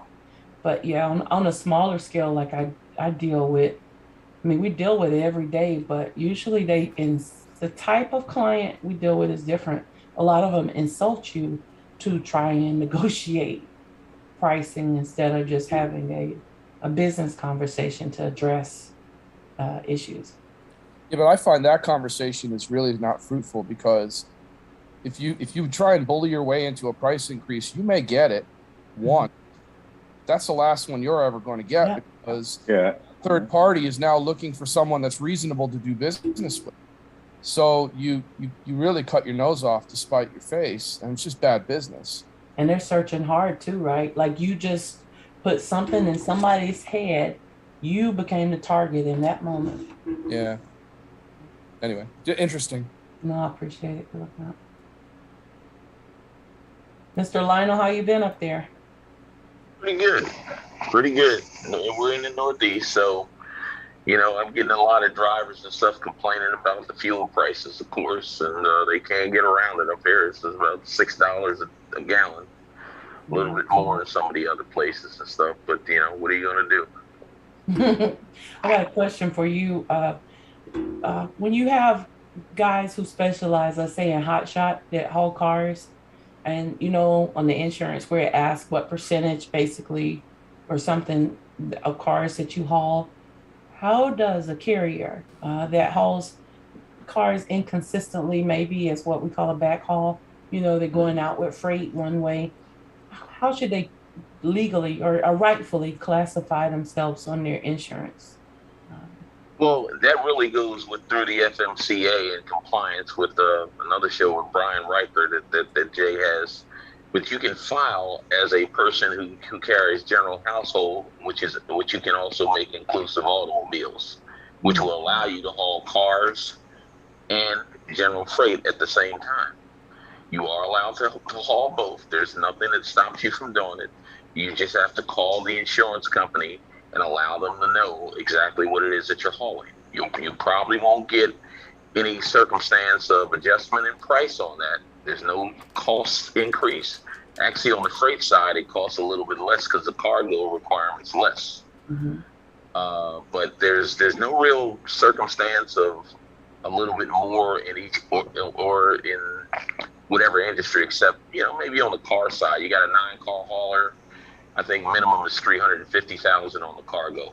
That's about the biggest adjustment that I see. So you go from $100,000 in freight up to $350,000 in automobiles. Other than that, the liability is the same. You're still driving with that target on your back of who you're going to hit or hurt, per se. And so that doesn't adjust in price whatsoever. Okay, got it. Hey, gang, before I forget, I want to mention we have another member or new member of the ATI Council here with us, Bryan Hicks.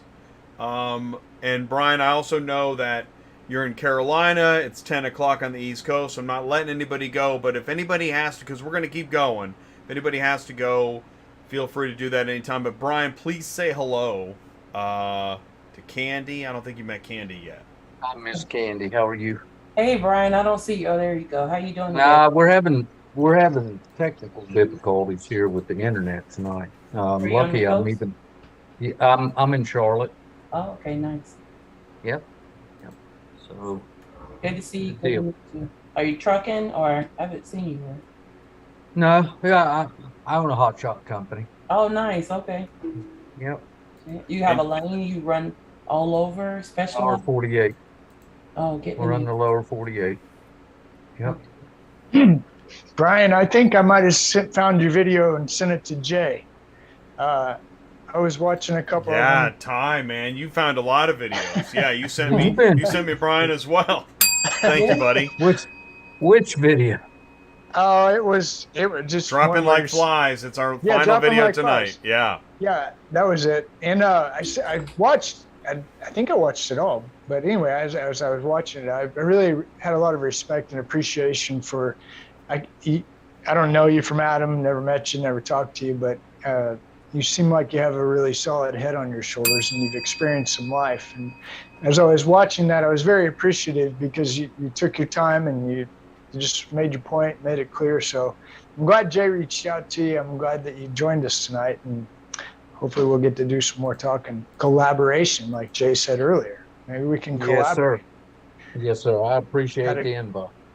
Yeah, good stuff. So I know Jay put your YouTube channel in the links in the live chat. So if you guys get a chance, check him out. All right. Hey, on that note, here we go. Video number 5, and we have 10 total. So we still have a lot more work to do. We're going to be here for a little bit. So like I said, if anybody needs to go, here we go. Video number 5. Oh, yeah. Unloading a car with wheel problems. Right? Now we're in the middle. Right? We've been in business a few years, and now we're starting to really find out each car is a lot of work.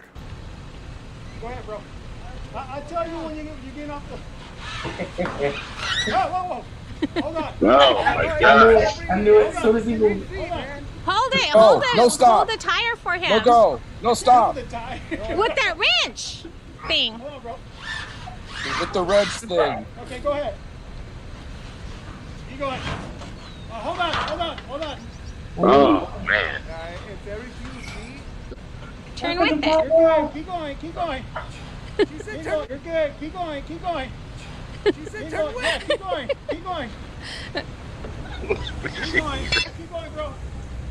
Dale, gas. No. Hold on. Did he just say it doesn't have any gas? Just don't get my fingers. No, you tell me. You're good. I'm going at your pace, man. Dale. You're already doing too much. No, you're gonna subscribe. He's worried about damage. You're good. You're off the ramp. Okay. I'm just gonna go. I'm gonna go back enough so I can load up on the wheel. All right. And how much did it suck to be that guy? Like, that guy, when he was coming down that ramp, he was pinching and crimping toothpicks, I promise you. Yes, indeed. What was that guy doing? Yes, indeed. And this woman with the camera... Just grab that thingy over there. Bring it, pull it. She was actually walking. The purpose of the video was for her to go and find the cert plate on the trailer to find out what its gross vehicle weight was. Yeah, that was funny. Happens, and she just sits there and laughs at it. Man, I tell you what, she's lucky to be alive. I'm telling you. That's kind of what I was thinking. Like, as Ty described one of their other videos, she's, you know, making the video and talking about everything, and he's over there with smoke coming out of his ears. I just found that so interesting. Like, gosh, does anybody have anything to add?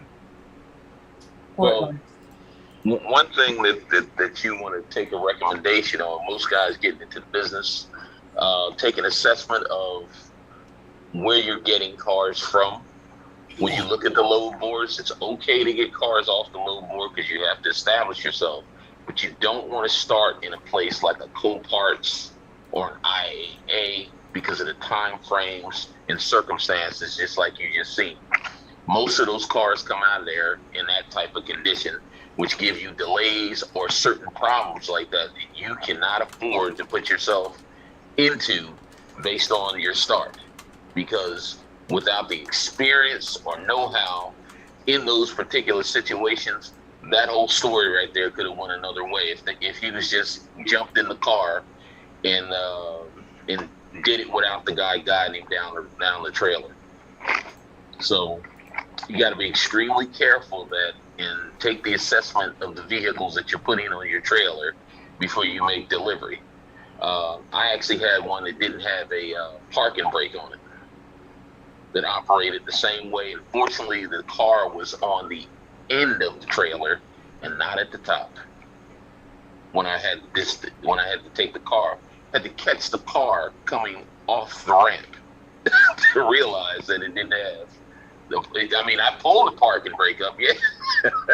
I did that, but it didn't work. Had to catch the car with every ounce of strength that I actually had before it rolled back into the other cars where I was unloading the cars. So you really run into this stuff, and that was my first exposure of picking up out of an IAA, and you don't know what you're going to get picking up out of those places. And the rates that get attached to these vehicles. I'm sure it's not enough. Right? It's wild. It is certainly the Wild West. Every time you look on the low board and you see it priced accordingly, just know it's gonna be worth it. It's the one that's priced It's right. like when you get married for money, you earn every cent. Every one of it. Shout out to all the port drivers all over where that episode is every day in their world. That was light work. I hope that guy got his money, man. I hope he got his money back. Look, that's light work. I love these port guys, man. They can fix anything. That's nothing. They took too long. They would have been mad. Some of these guys would have been mad because of how long they took. That's not even. Hey, we just got first time listener, long time caller. Nah, I never get that right. Okay, I just tuned in. I set up my business for hotshotting back in February. I'm having trouble getting any loads on Central. I'm in the Atlanta area, and most cars are local for $50. Am I a broker or a carrier? Oh, you're a rookie carrier. That's a rookie carrier right there. You can't get cars out of Atlanta off of Central? Which Central? Central Dispatch. I just tuned in. That's not a... He must have the thing on Central Dispatch on what's that, NetPay or... I think it's a broker. Is it a broker? I just tuned in. It says carrier. You're right. It's a carrier. So, tell me what's going on here. Why? Yeah. United Road. How could that be possible? You're on Central Dispatch in Atlanta, like ATL. Let me go on Central. You must have your settings on Central to quick pay or something. Right, you're right. Filter no settings. Yeah, you should join us on Thursdays also. But yeah, you're right. Do all day. That's why I can't make sense out of. Yeah, it's got to be your filter settings, right? It's something. It's a couple of videos they got to learn how to navigate. But they're videos. That's a United Road lane down there. That runs strong. Set minimum mileage pay for 250 Northern miles. Florida, Atlanta. It's always stuff there. Yeah, that one down Atlanta, Georgia. Yeah, no. But I will love it. Yeah, tuning in. That's great. Thank you so much for tuning in and saying hello. Yeah, I like that. That is really cool. I'm going to share Thursday's show link and Dispatching Live, which Ty, I went ahead and made the meme today, Thermonuclear Thursdays. Because that started last week, because what I realized over time of doing Dispatching Live is that's the day we kind of take the power back, because we feel powerless so much of the time with the load boards and anyways. All right, I'll tell you what, let's go on to the next. Anybody have any final thoughts before we go on to the next video? Going once. Punch it, Chewy. Here we go. Oh, I saw this one. It's funny you say that, Joe, because I just was saying, I was saying how because Star Wars binge watching was on this weekend or whatever, and the later episodes don't have the great one-liners. Harrison Ford says, "Never tell me the odds," and then he punches it. All right, here we go. Never tell me the odds. Oh yeah, this guy. Just want to make a quick video. Today is day 4 of the United Road training. They gave me a little cap today, so I got my little United Road cap. And it's been nice. So far it's really been nice. I really enjoyed myself. It's pretty much every bit of what I thought it was going to be. They don't feed you. They don't feed you down here in South Carolina, in Duncan, South Carolina. They don't feed you. So that was kind of an upset because I was expecting to get fed. You know what I'm saying? I mean, some companies, a lot of big companies, when you come to a lot of these big companies to, that be,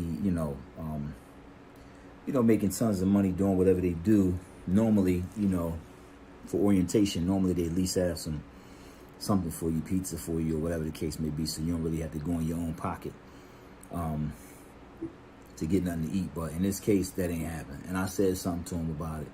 You know what I'm saying? Because I ain't appreciate that. You feel me? So get y'all stuff together, United Road. You know what I'm saying? You bringing drivers all the way down from East Bumbleville and putting them in a hotel room, for a whole week or whatever the case may be, 2 weeks or whatever the case may be. At least give them a $5 stipend or something. You know what I'm saying? Something so they can get some, get something to eat, something to drink, something. You know what I'm saying? Because everybody don't have it. Some people coming down here on fumes. They barely making it down here. So you don't want people to think about what other companies are doing for their people. You know what I'm saying? Like we heard Hanson and Atkins. Over there, Hanson and Atkins, they feeding jokers over there. You know what I'm saying? They feeding you over there. You got all kind of they got barbecue chicken and all kind of carrying on over there. You know what I'm saying? So, all right.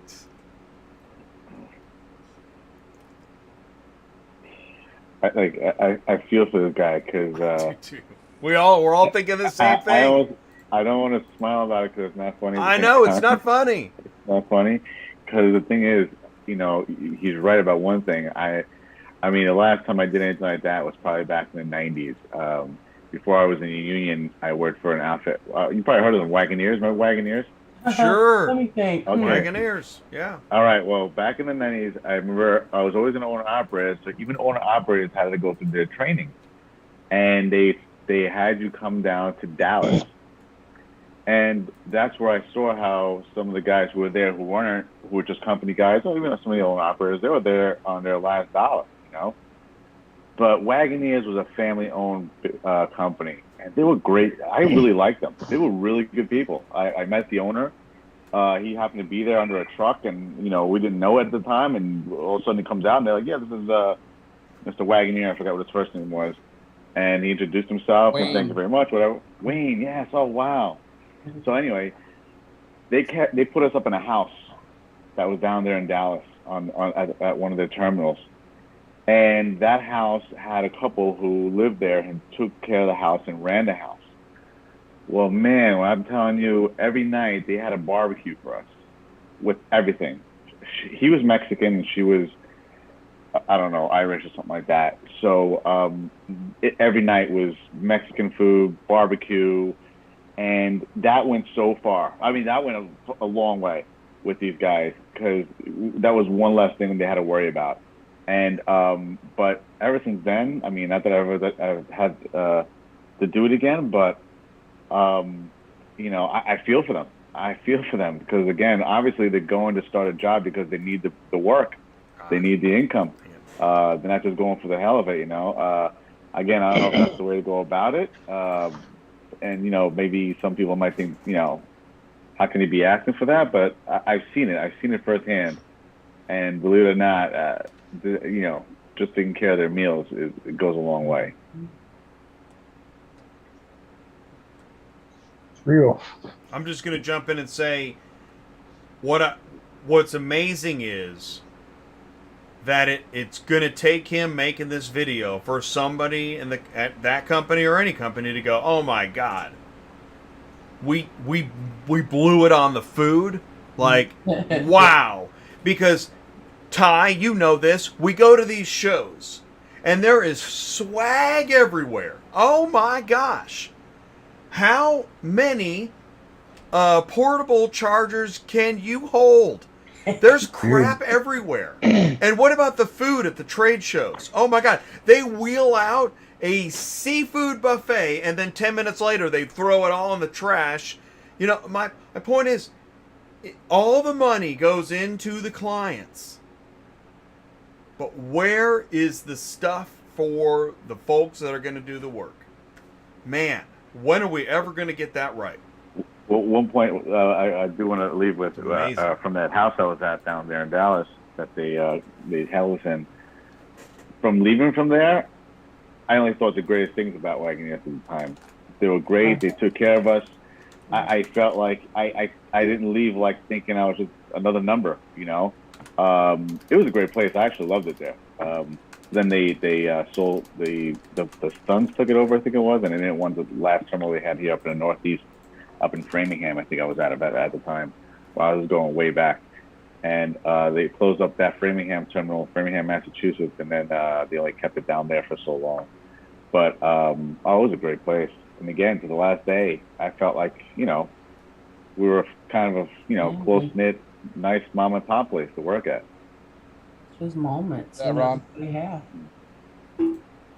And also, so how, really begs the question, how many guys know which companies have what food? And I mean, it's wow.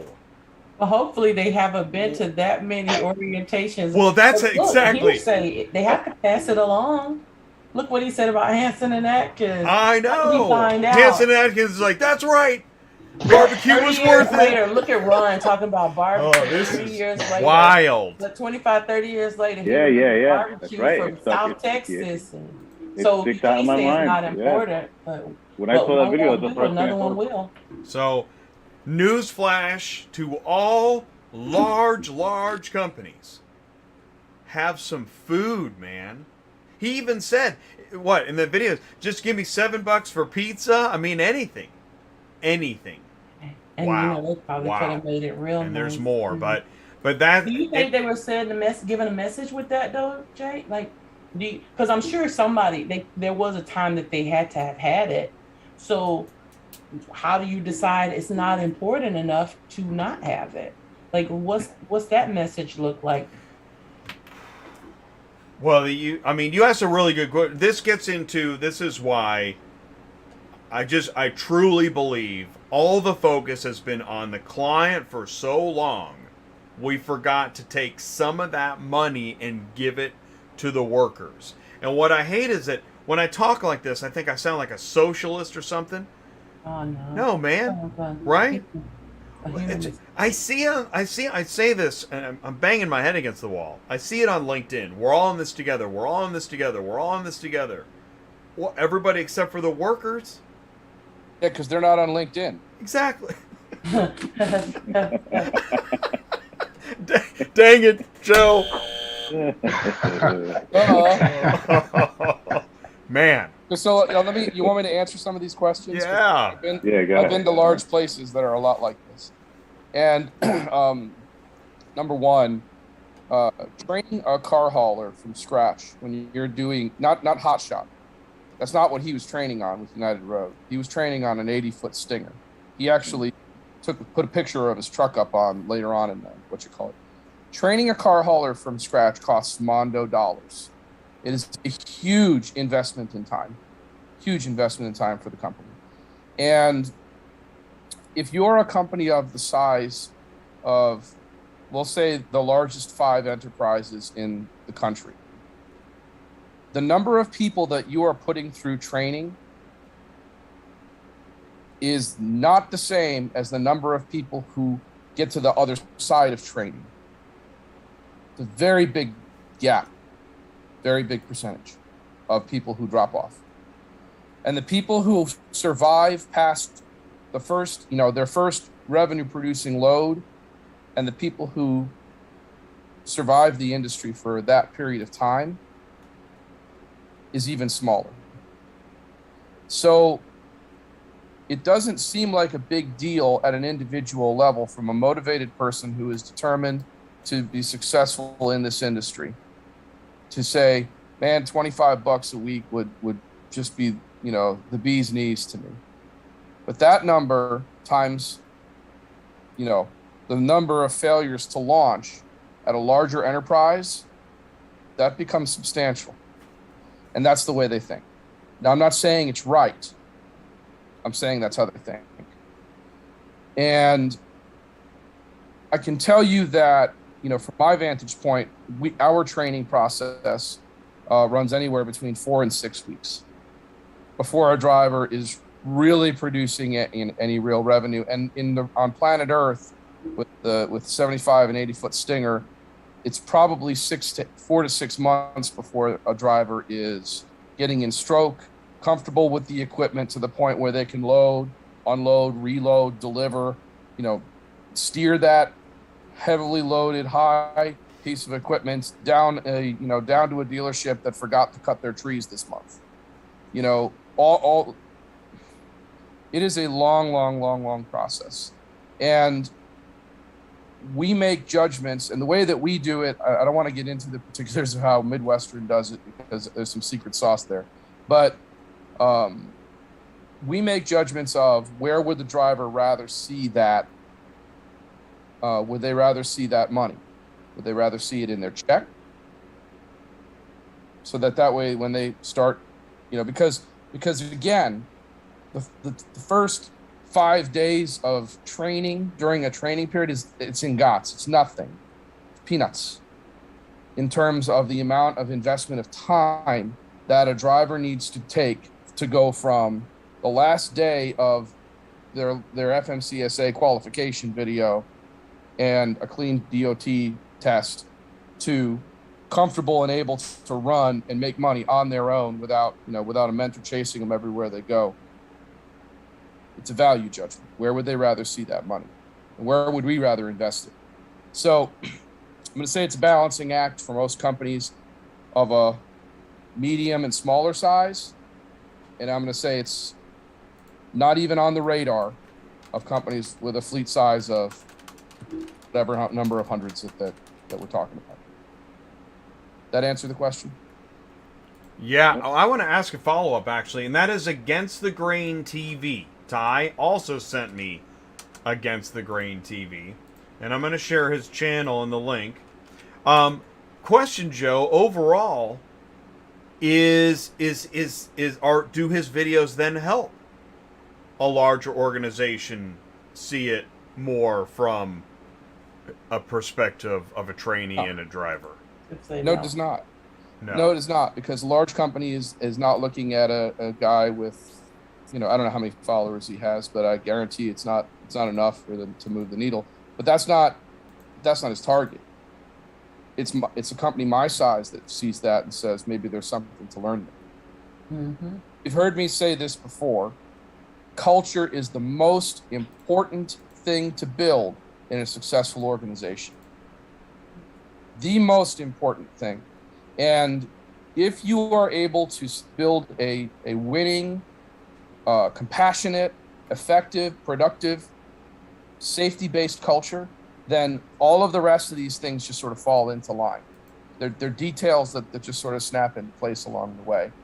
And it is very, very difficult for organizations larger than a certain size to be able to just turn on a dime and switch their culture. It's very, very difficult. I totally agree with you, Joe. Totally. Department that specializes in that, right? Don't you hire somebody, how do you gauge to see if the turnover or the driver morale, those things play a big enough role to actually make a change, even in a Is there a KPI for misery? Well, I'll tell you the answer to that question, though. The answer to that question is what kind of driver referrals you get. If your drivers are proselytizing and promoting the company, then you're probably doing something right with your culture. If people are calling you and saying, I met one of your folks at the truck stop and they had nothing but great things to say about your organization, can you tell me more? That's correct. Yep. The grapevine, that's the truth. And just so everybody knows, I've said this before, but Joe at Midwestern, Randy, and Ed, friends of mine, and I've actually been to the office, to the shop, more than once. And what I can tell you is what Joe's saying is real. It's no joke. Like I follow Joe around the shop. I follow Joe to the office. I follow Joe to the dispatch. I follow Joe to accounting. I see it. What Joe is saying is real. He's not just lip service. The people that he encounters, there's a real relationship, and you feel it. So Joe's correct. Good job, Joe. It also helps if you hire people who are really, really funny. It sounds like a trite and comical thing to say, hilarious. But it's true, because there is so much to be said for gallows humor. It just like blows off, because we're going to have those stressful times where we all want to just like throw our phones on the ground and storm out the door and yell at the sky and all of those things. If there's someone who's next to you that's going to sit there and say, well, at least it ain't Monday, or whatever one-liner, I got a bad feeling about this. There you go, Jay, who's not the Star Wars. But, if you have other people in the office that are able to take that and twist it around and turn it, Now, this again, I go back to this comment about culture. The people who are going to do that are going to be people who feel comfortable and empowered to do that, because the culture promotes that. Promotes that team aspect where if you're having a rubbish day, I've got your back. Tell me how I can help you. If I cannot physically help you with, whatever report or chart or whatever it is that you have, I'm at least going to get a good belly laugh out of you. And, it's amazing how important, that camaraderie is. It's the most fundamental and simplest team building exercise in the world, but boy, does it work. So on a larger scale, Jay, sorry about that. No, you're good. I've worked with one of the largest insurance brokers in the world. I won't make mention of here. I don't want to sell anything, but I worked in their fleet division with very huge trucking company, And that was the foundation of one of the meetings that we were sent in for, because I'll tell you, they had 1,000 pieces of equipment, 463 drivers. Can't even tell you how much that could cost them in money to have the lack of drivers and that many trucks just sitting around doing nothing. And that had to be driven home to them with 1,000 pieces of equipment. And the key thing that is what Joe is saying here, I mean, it's all great information, but everybody who's listening here, don't think that that information is not for you, even though you have one truck. That information is also for you. That's where you start. Culture starts at the beginning of who you are and what you want done in your truck. That's where you start with compliance, character, attitude, everything when you bring another driver on as you're driving and you train them. So you're not just training them how to drive that truck. You're training them on how to present when you send them out there to deliver that car or pick up a car. That's a key point to that, because once again, you're sending somebody out here to represent you and your organization.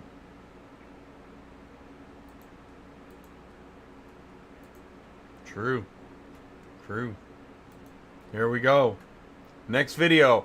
Okay, here it is. Ron, $1 million gross in 90 days. Hey, how's it going? My name's Alex, and welcome to my garage.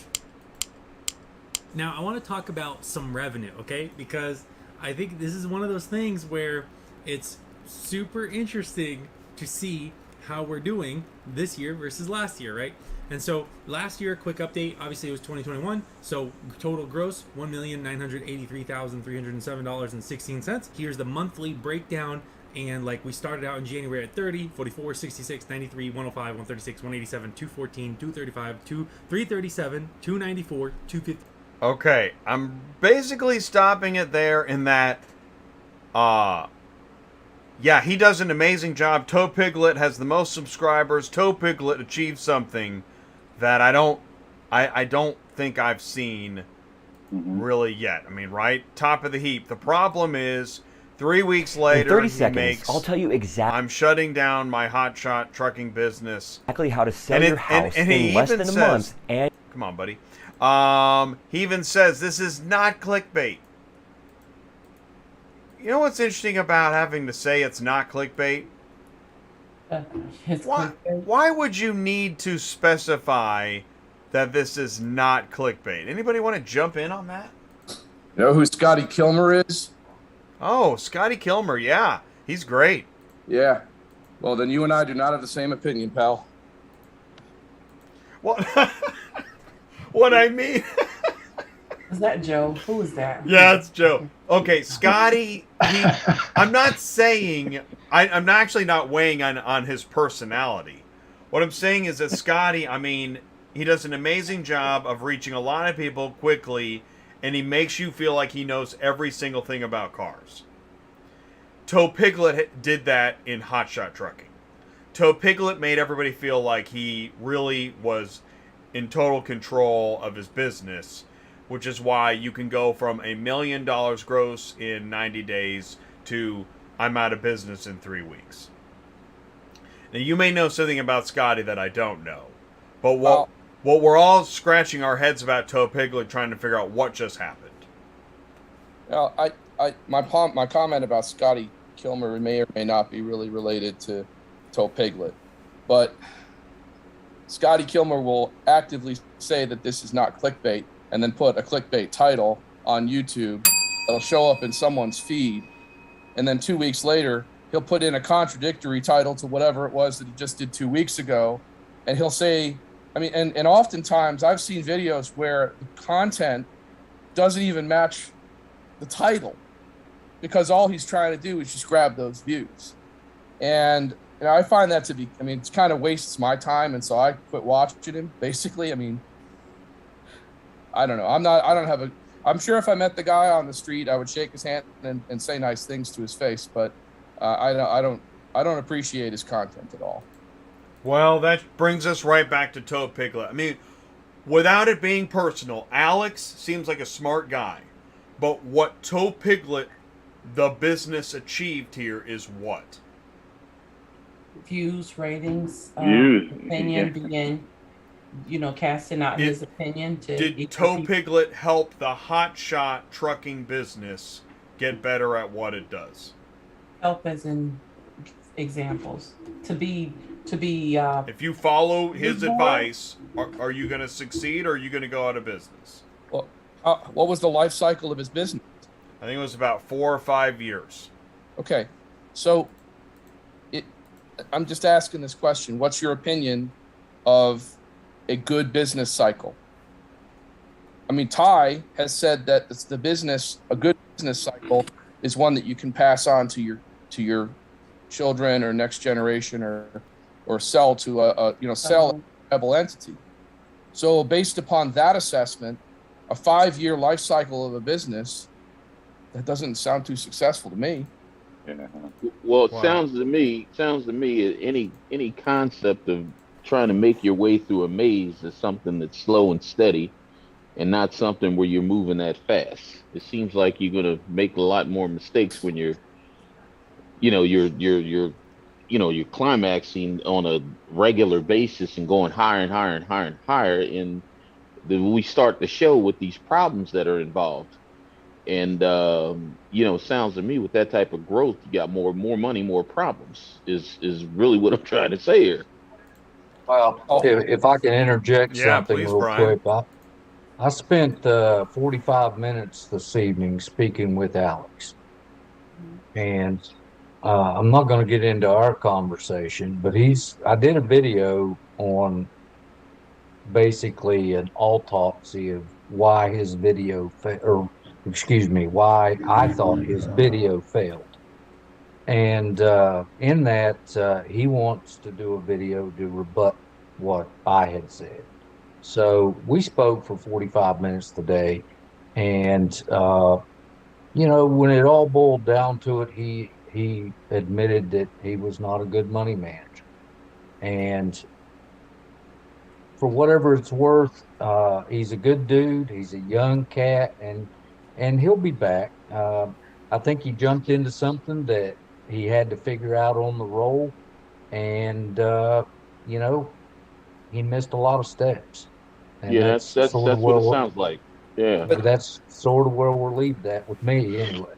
But Bryan, and I really appreciate that assessment, and I think that there's a lot of wisdom in what you said there.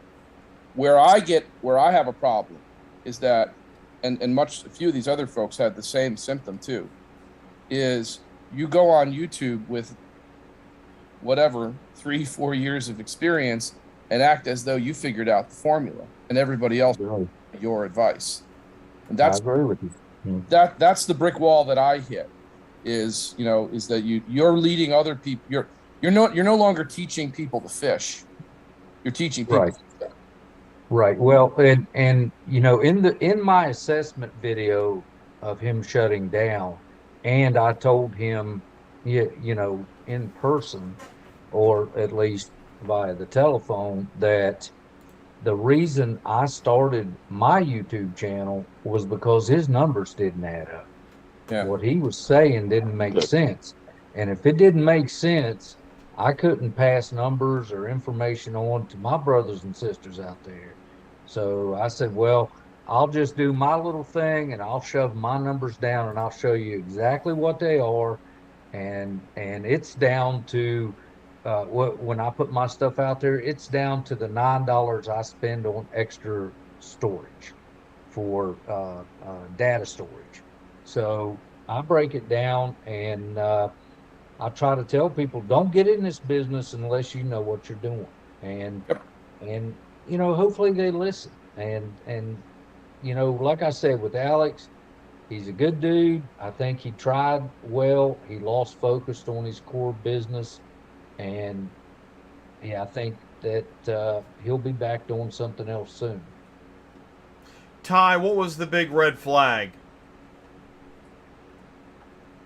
Oh, big red flag. Yeah. I've never followed Toe Piglet. Don't know much about in his business? What was the one thing that you knew for sure was wrong? Yeah. Well, I can't confirm it.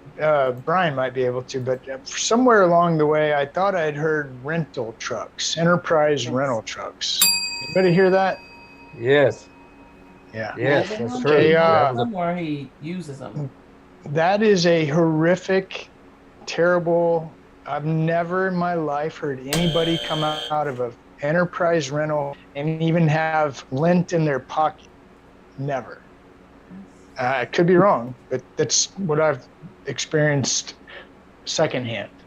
Am I right or wrong, Bryan? Ty, he tried to argue that point with me today because that was one of the points in my video, that was a terrible mistake, and that he literally tried to argue that with me, and I said, look, my truck is $850 a month. You were paying $2,400 a month. I don't know how. I don't know how you can justify saying that makes that's a no good deal. sense. Right. I don't even drive, and I can't imagine. I don't. Well, there's catches to it, Jay. Can't be. Well, the problem is that nobody reads the fine print, and everybody wants a truck, and I need one now, right? Yeah. And it's terrible.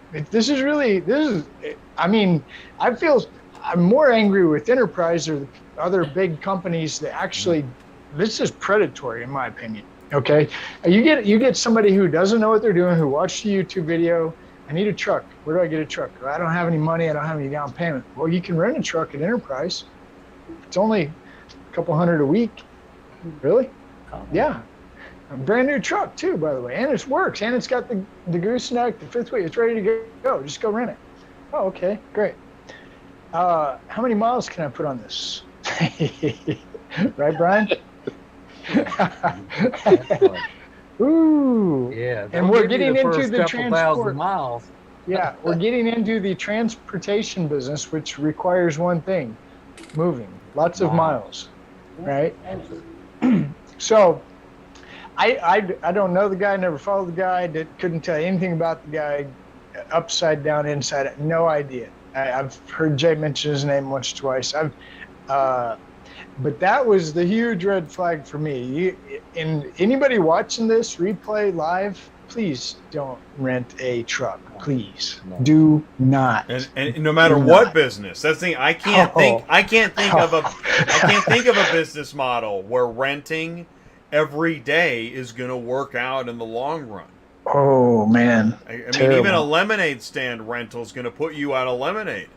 Yeah. Okay. So right? We can probably move on, but we're going to, but the other thing about this is and again, I don't follow the guy, but it almost sounded like he had owner operators, and there may have been owner operators that were either being encouraged to rent trucks, or he would rent the truck and put a driver. I don't know what it was, but stay away from that, please. Do not. Yeah. Just if you guys have any care at all about it, go look at my thing. It said why YouTube or why Toe Piglet failed. It'll go through all those things just step by step. Look, this is where he made his mistakes. This was his pitfalls, and it's true. And I tried not to say anything bad about it because everybody does what they do. So, but the key is to learn from those types of mistakes, so that we don't fall into those types of traps. Exactly. And these new guys don't come in here and trip right back into them. So that's why I put that. I just grabbed it. It's in the live chat. Why Toe Piglet quit Hotshot Trucking by DD214 Transport. And I'm gonna watch that. You're gonna get, if you get one more view in the next 24 hours, it's gonna be me. I look forward to watching that because I agree. I think there's a lot of wisdom in what you're saying here. And again, my problem is when someone to say that they know this business and they've got the formula and they've got the sauce, because what's going to come up on the algorithm when you search hotshot car hauling on YouTube? It ain't going to be the video of him saying mea culpa, I screwed up. It's going to be the video of here's exactly $1 million. Right. So to me that is extremely disingenuous, and that's one of the things that I bump up against, where I say something ain't right here. Check the credentials. check the credentials of your teacher so that way you can, there's a pedigree of success before you take their advice into what could be the most important decision of your career. And then kind of another side comment there is, again, I'm not speaking ill of the character of the guy at all. I don't know him, like everybody else has said. Bryan, you say that he's a heck of a nice guy and a good dude and all that. I'll take your word for it. I think that it would be very good, and he's going to come back with a response video, and I think it shows a lot of character that he called you to say, I would like to go over the points that I would rebut, and it was very interesting to see how that goes.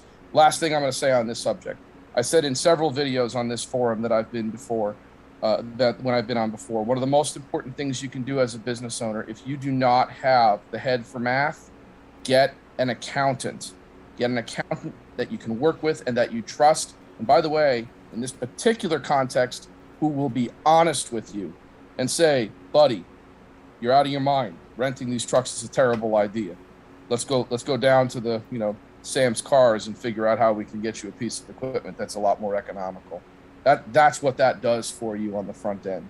Sets you up for success. All right, here we go. Next video. We have a few left. Okay, so in this video, Dave is back with us. Roll camera. I was driving, working. Economy started taking shit. But it all started when my truck broke down. My truck broke down, and I got a message through my YouTube from Copart. Copart is starting as everybody knows now. So I'll get to it, but I've been under a gag order, but that shit's over. Here come the hell of beans. So they called. They're starting a hotshot car hauling division, but they don't know how. And that's probably the only truthful thing they said in the whole damn thing. So, yeah. Well, dude, they offered me in writing $150,000 a year. I don't give a shit who you are, what you do. If that kind of money don't talk to you, you're a damn fool. So, I was tired of being over the road anyway. What I was doing, it was working, but it wasn't working enough for me. So, Dave, you caught it after the fact, though. I've been dealing with this shit since last November is when it all started. So, did the thing, sold my truck, you know what I mean? I went there for, but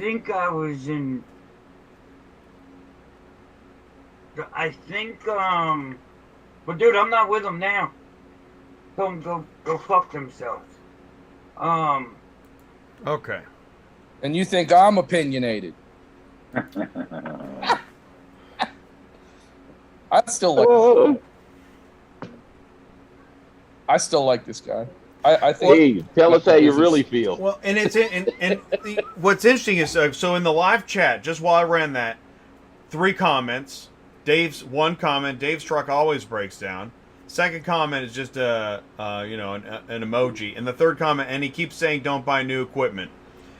The thing is, what I'm trying to distill is that if you make enough advice videos, and then your business takes a downturn, and the videos remain, you have a wrath, I think, that you're facing.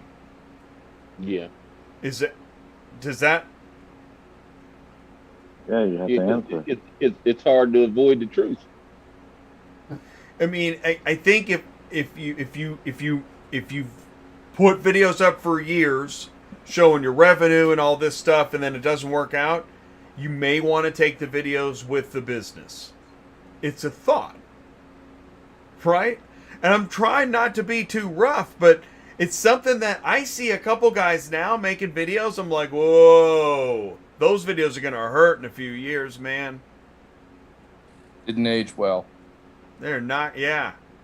Which is interesting. I was going to say this to Lionel earlier. If Steady and Slow wins the race, boy, we're in great shape. Because we have the same views we had 4 years ago. Okay. I think his fundamental business sense is right. He, generally speaking, he advocated in the last video. This video was a little bit more of a rant about. Actually, what I got out of this video was more about how Copart was as an organization, and I want to quantify that because I don't mean that they're a bad organization, but clearly he and Copart, they weren't going to mix, and could have been a personality thing. I think he's from New Jersey, at least kind of that's what it sounded like from what I was able to glean in the videos that I did watch of his. And I kind of got the impression that his interpretation of what was going to happen and their interpretation were kind of two different things. They were kind of speaking in different ways. So, and I think also he probably, how do I say this without sounding demeaning?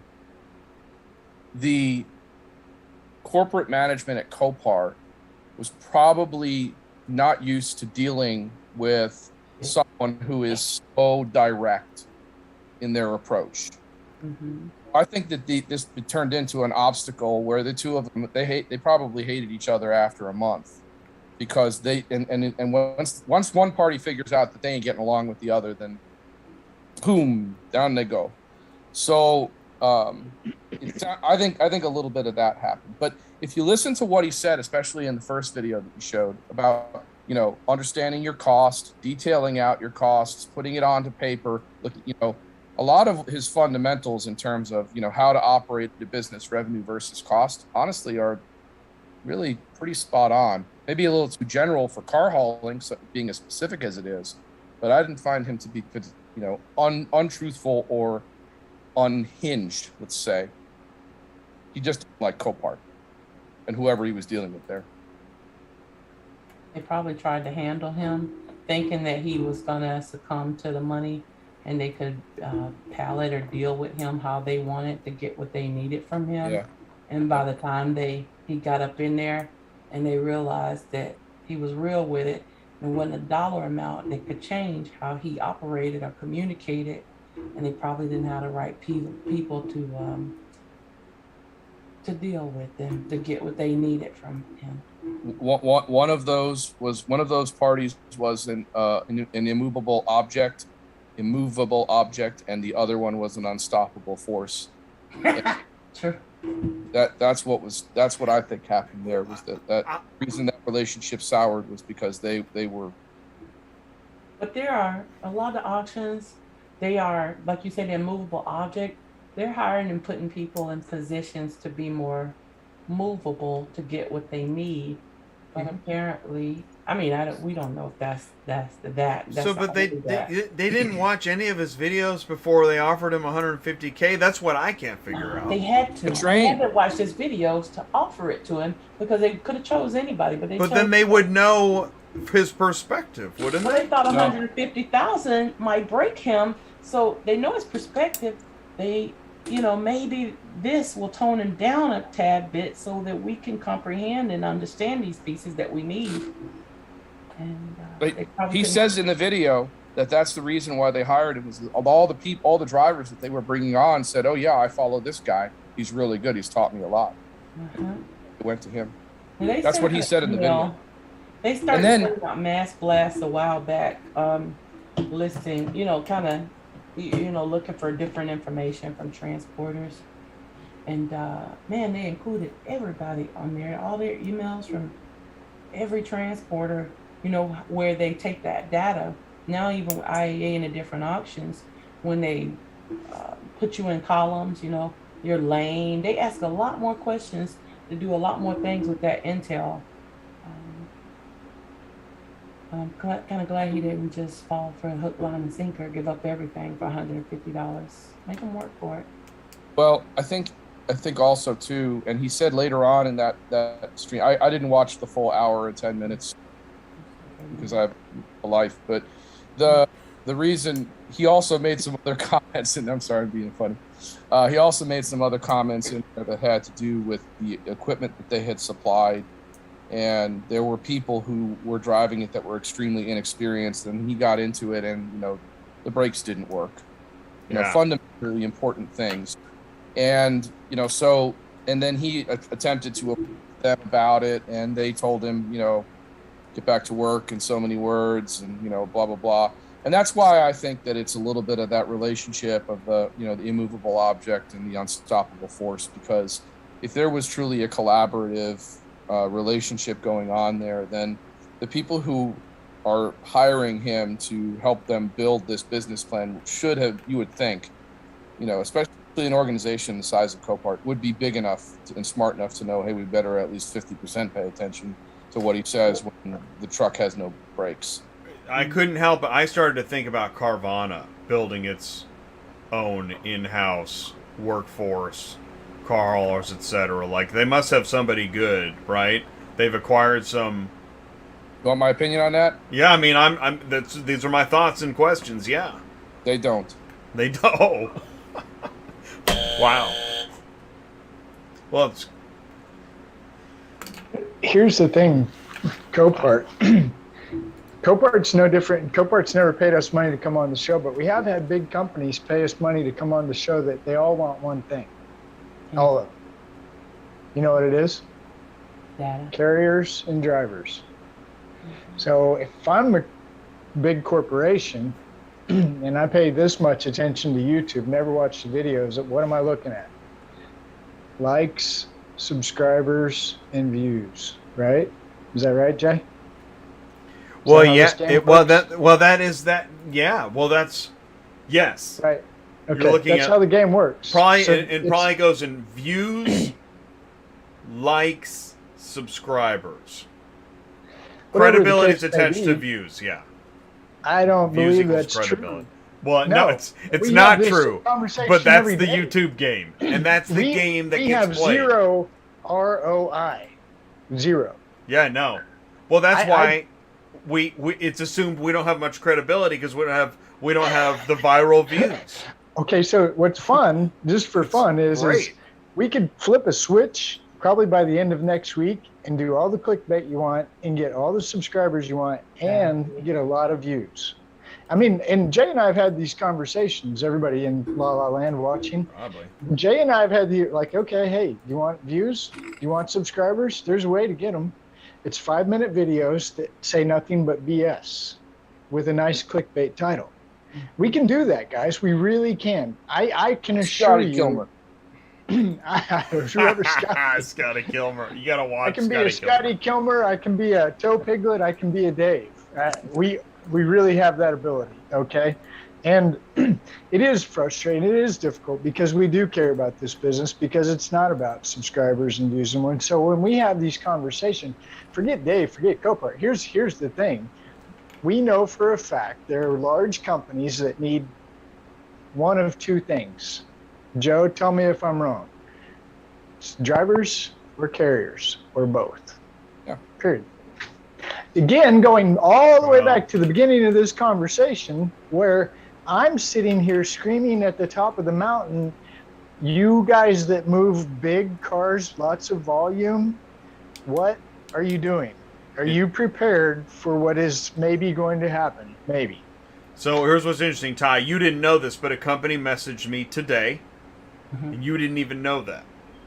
You were right. And that's also why we now have corporate lurkers that are trying to see if maybe our lack of views isn't painting a full picture. Well, you'll never hear me say you're going to get a great ROI on. My goal every Tuesday night is to prove to the corporate lurkers you guys are on to something. All right, here we go. Let's go to the next video. We only have a couple left, and so we're near the end of our business cycle here. Right? Does this look like we're near the end of a business cycle? Okay. Hey, what's up, everybody? This is Chris with Pool Dog Transport once again. It's been quite some time since I posted any content on this channel, but it's definitely been a long journey. I'm at the point right now where I'm making a lot of different choices and a lot of different decisions, and decided to get out of the game for a little bit. I got bigger and better things coming.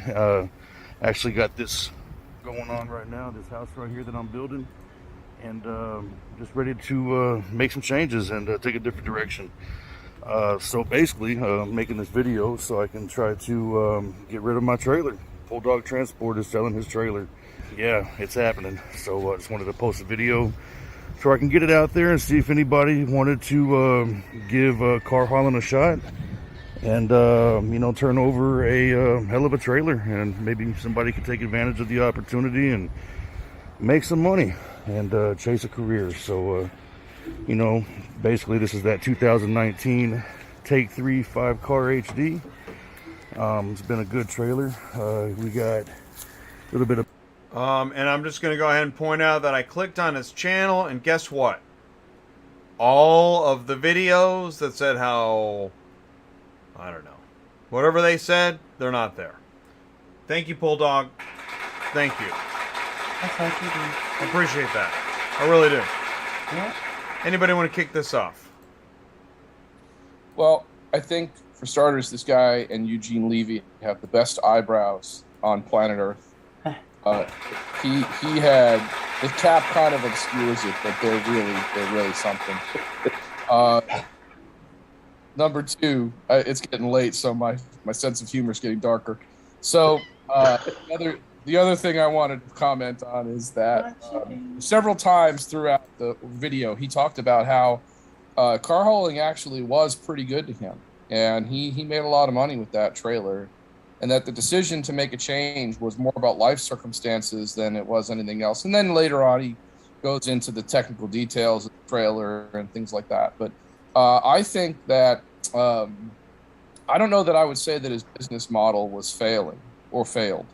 At least that's not what that video led me to believe. What it led me to was that he was making life changes, and you know, the industry no longer supported what it was that he was wanting to do, and so it was time for him to go a different direction and, you know, put what money he had. Now he must have made some kind of money, because that building he had was fierce. I mean, that was no joke.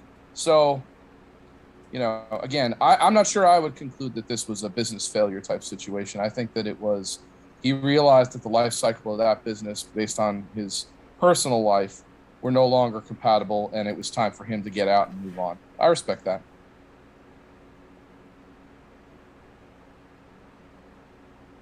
I actually got to meet Bulldog we know in Kansas City.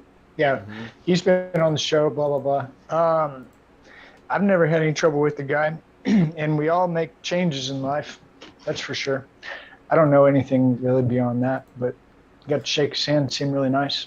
Were his eyebrows legendary in person? Extremely. Really amazing. It's a great eyebrow experience for sure. No, but well, the thing here's the deal. You know, Hotshot Dave and Bulldog both. They were big, had a lot of videos, blah blah blah. But the thing that always really, and I don't want to say bothered me. That's not even fair. But you know, I would hear Hotshot Dave say something like, you know, I use a load board because I don't want to build a lane because I've got ADD or ADHD. And I'm like, okay, whatever. You know, and you talk to a guy like Bulldog, it's kind of the same thing. This load board mentality for car hauling, in my opinion, is a little sketch, right? And for a guy to make it, in my opinion, 5 years just off of a load board, no customers, that's super high five. Good job. I don't know how you pull that off, because that load board game is 100%. That's not true. I shouldn't say that, because look at Ruben. Right? But here's the thing: is this is interesting? You just mentioned Ruben. Okay, I think that I know that Chris is in Texas, and he was talking about like Houston, San Antonio, Austin. So he knew his area, but I do believe he was always talking about the load boards. So I don't think you're off on that. Now, if one were to extrapolate what, and I can't remember what Dave's business was, but I think you're right. I think it was load boards. So if you extrapolate the load board and you take that to where Ruben is, if Ruben doesn't connect the dots on the customers in time, what's going to happen? Yeah. Well, and I think that we talked about this, I believe it was Friday, and a lot of the energy you feel coming off me right now is from the NIADA conference, because it really, I'll say it again, it really confirmed what I believe. The independent car dealer is not going to go away. He's not. And the independent car dealer, in my opinion, is the true entrepreneur, right? I mean, okay, I follow as much as I can on the OEM side, and that's why I love having a friend like Joe, because I know I don't have to follow it as close because I got a friend like Joe. Joe can fill in any details and gaps that I might be missing.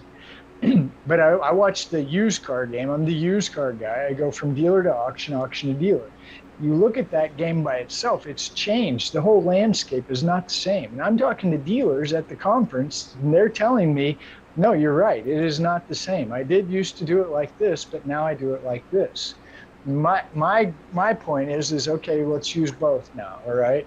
Let's use our voice, let's use our hands, our eyes, hi, I'm Ty, the transport guy, and let's have that load board and let's start putting it together. And that's why I find it's so much fun watching Ruben, because I think once Ruben figures this out, Ruben will nail it. And I think he's using the lane, the load board, and the relationships. So does that make sense at all? And if the large companies are putting all their money into getting clients and shippers, and we're waiting for what, God to fix the rates or whatever that was earlier? Lord and Savior. It kind of leads us into Lord and Savior. Here we go. Roll the video. This is Bryan Hicks, ladies and gentlemen. You remember a few months ago, you couldn't get a trailer. You know, there was 6 months, 8 months back order on trailers. If you go over to the website now, over to the Facebook page, I'll leave a link below. There's so many trailers over there, and there's more coming every single day. And the reason is that, one, guys jump into this business thinking that it's an easy buck, and it's not. There's a lot to it. Guys get into it, can't stand to drive. You're shipping. I have seen so many people get placed out of service completely, put out of business by the FMCSA because they would not adhere to the regulations, didn't know it was trying to run illegal, or unknowingly continued to run illegal.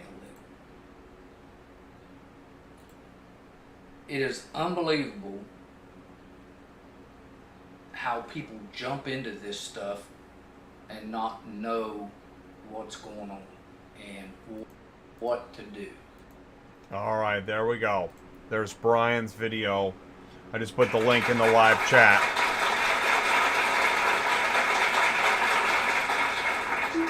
So not at all pandering to the guest, Right. but I really like this video. It's a great video. Again, speaks a lot of the things that I preach constantly about. Do your diligence, understand your costs, work your way through a business plan, find the right people, surround yourself with the right people, and so on. One of the comments that I wanted to make about that particular clip is about with respect to the FMCSA and how it can put a company out of business. It doesn't just put the company out of business because of fines or because of tickets or whatever. When your FMCSA scores go the wrong direction, then Lionel's pulling his hair out, trying to figure out how the hell to insure you. And then that's game over. So I got a lease on to somebody. you know, Lionel's sense of humor is getting dark too. So I'll show you how to have the air. That was the point. So that's a real situation. It's not just the ticket, it's a double whammy.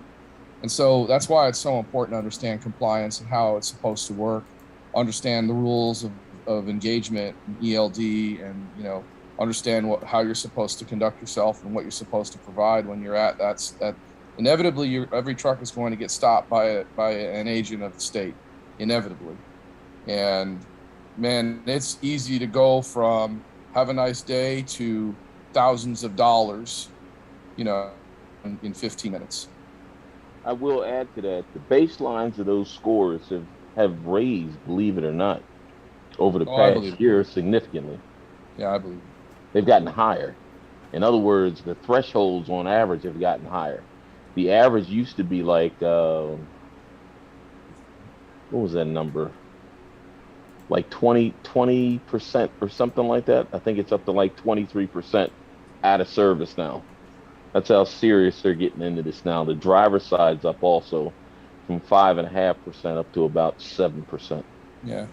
So they're really cracking down out there, which is good for the industry itself, because like I said, I'm not patting them on the back because they're against us. When we sign up to put that bullseye on the side of the truck, which is a DOT and the MC number, you said that you would volunteer to pull over when one of these guys got behind you.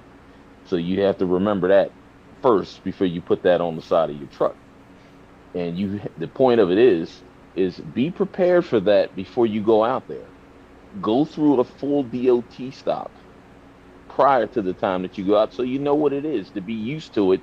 So when you do get stopped and get pulled over, everything goes well, because what a lot of people don't understand, that you get rewarded for that if you get a good inspection. You get rewarded. They upgrade you from a green sticker, from a yellow sticker to a red sticker based on the outcomes from the prior time that they pulled you over. And what they do, I'm not going to say that they give you a mulligan or anything like that, but you have less chance of being pulled over as you are pulled over more, if I could put it that way. Or another way, you pass. Another way to look at it, Lionel, given the choice between two carriers, one that has a certain score and the other that has another score, that agent's going to go for the score that is going, that is more likely to yield. Exactly. Well, when they pull up a DOT, or when they pull up that DOT number, the first thing that pops up is that CSA score, which is a 1, 2, or 3. That 1, 2, or 3 stands for 1, you're better. The officer's time is better spent somewhere else. 2, 50-50, officer's choice to inspect. 3, must pull over and inspect. That's how it works. So if you're failing inspections, and for any reason, if you're being placed out of service, what's going to happen is every time they pull that number up, they're going to tag you. If you're not a 1 or a 2, they're going to pull you over every time. That's you right. You're more susceptible to be pulled over. Yes, correct. And if you're a 2 and they see tickets to that carrier number within the last 6 months, that officer's choice is almost going to be inspected. Mm-hmm.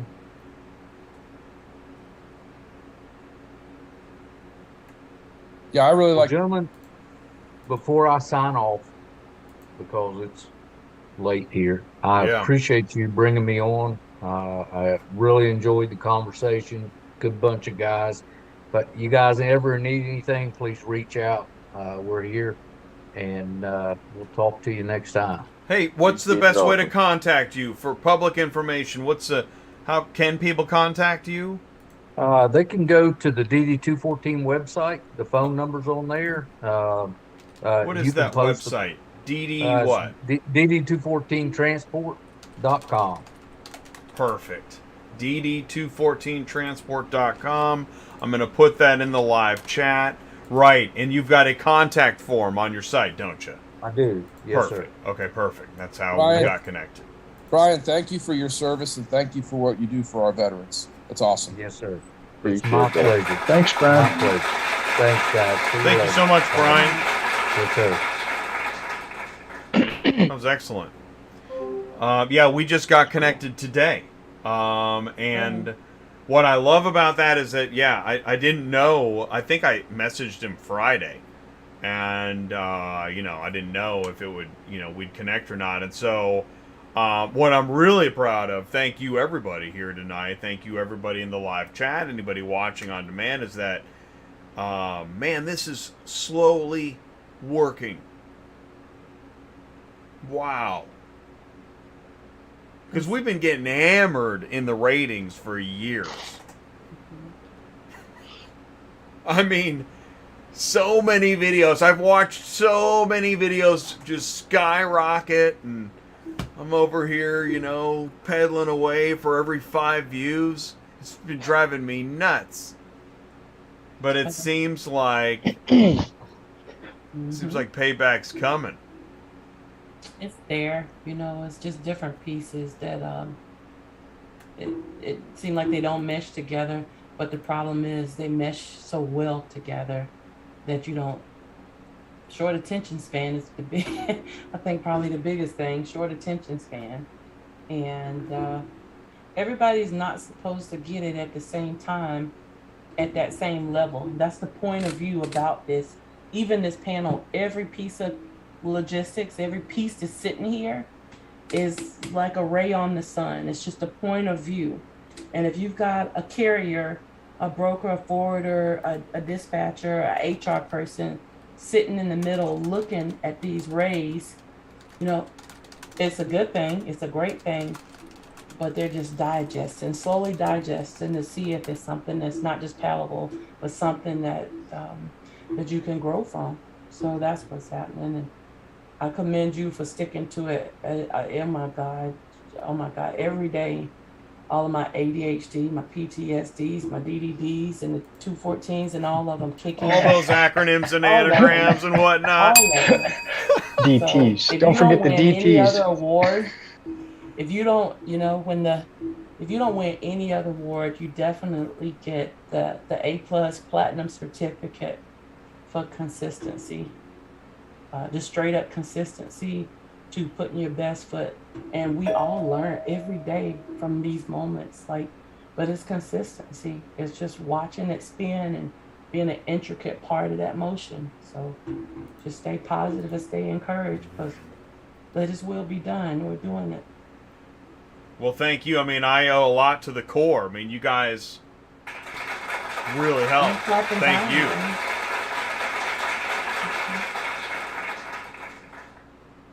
That was great. If you guys want to learn how to haul cars, there's plenty of people that we can put you in touch with. And the objective, the goal, everybody here, I believe with all my heart, it really is to make sure that you succeed. We want you to survive, but ultimately we would love to see you succeed. So, and the industry needs you to succeed. Well, they don't know it yet. No. The industry or the new entry? Yeah. There you go. But anyway, Jay, thank you so much. Do appreciate your hard work. Thank you. Ron, good to see you. Lionel, Good to see you Kandy, guys. Appreciate it. Joe. Thank you, Lionel. Whenever you want to bring a friend to work day, just call me. Come anytime. All right, buddy. Thanks, Jay. Okay, thanks everybody. Good night, you all, and we will be in touch soon. Wow, amazing, amazing. All right, I let everybody go. Thank you everybody in the live chat too. What a great group, and everybody that made videos and posted them. That, you know, it helps paint the picture. It's fascinating. Haven't done a show quite like this one yet. Mic check 1 2 3. Nothing like checking the audio at the end of the show, Jay. And I want to, you know, for the contributions and the super chats, Mark Rodicke, Superflow Systems, and Super Dispatch, and Seaport Service. That really, I appreciate that. That helps. Like I said, we have a new feature, Super Thanks, which you'll see in the videos on demand.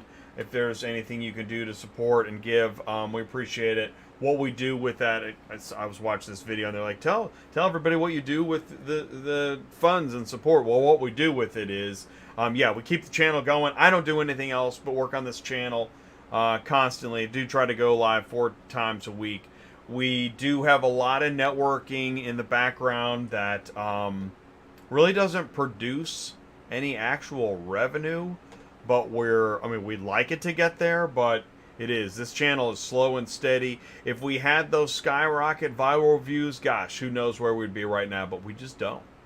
We're more like one of them other organizations that we're almost like a non-profit. ATI is almost a non-profit. Thank you all so much for tuning in, saying hello, and if we're helpful at all, please let us know. Please share the good news about ATI with those that you see and talk to. Yes, the word does seem to be getting out, so that's a good thing. 5 years in the making. Can't wait to see where we are in another 5. We have a lot of trade shows to go to, so that takes a lot of time and money, and we can't even hit all the shows we want to go to yet. We almost have no staff, etc. So anyways, that's our status, but we're really proud to still be here, and watching these videos gives a lot of interesting perspective. So I'm glad we could share it, and I really appreciate everybody being a part of the show and taking the time. Tomorrow we've got Live Carrier Advice with Bryan Riker. That's our Wednesday show at noon. Always Thursdays, Dispatching Live, Thermonuclear Thursdays. Please join us for that. And if you want to see more Ty and you're tired of the rates and the load boards, join us on Fridays on Cars on the Move, where Ty connects dealers, auctions, and carriers. Thanks again, everybody. I hope you had a great weekend, and I really do appreciate you. Thank you so much for all the nice things in the live chat. We'll see you soon. If you need to contact me, send me an email, autotransportintel@gmail.com. Otherwise, we're in the middle of transitioning again from, it was Auto Transport Intel, then it was briefly ATI Auto Transport. We're just dropping the transport altogether because we're trying to reach the business executives that get confused by the word transport, even though all vehicles need to be transported. So now we're ATI Auto Business. And if that's not clear, I guess we'll just change it again until we can actually reach everybody, because we're breaking out of the vertical all the time, and it seems to be throwing a lot of people off. But we have the #1 transportation conversation online. I look everywhere. Nobody's matching the level of transportation conversation happening here on ATI, and we want everybody to benefit from it, and we're going to keep on having it, as painful as it is. So thank you all so much for tuning in and being a part of it. How long before ATI goes under? Such a good question. Well, there may be an inverse correlation between the amount of clickbait and how long you make it. I don't know. We'll find out. Stay tuned. We'll see you soon. Thank you all so much. Peace out.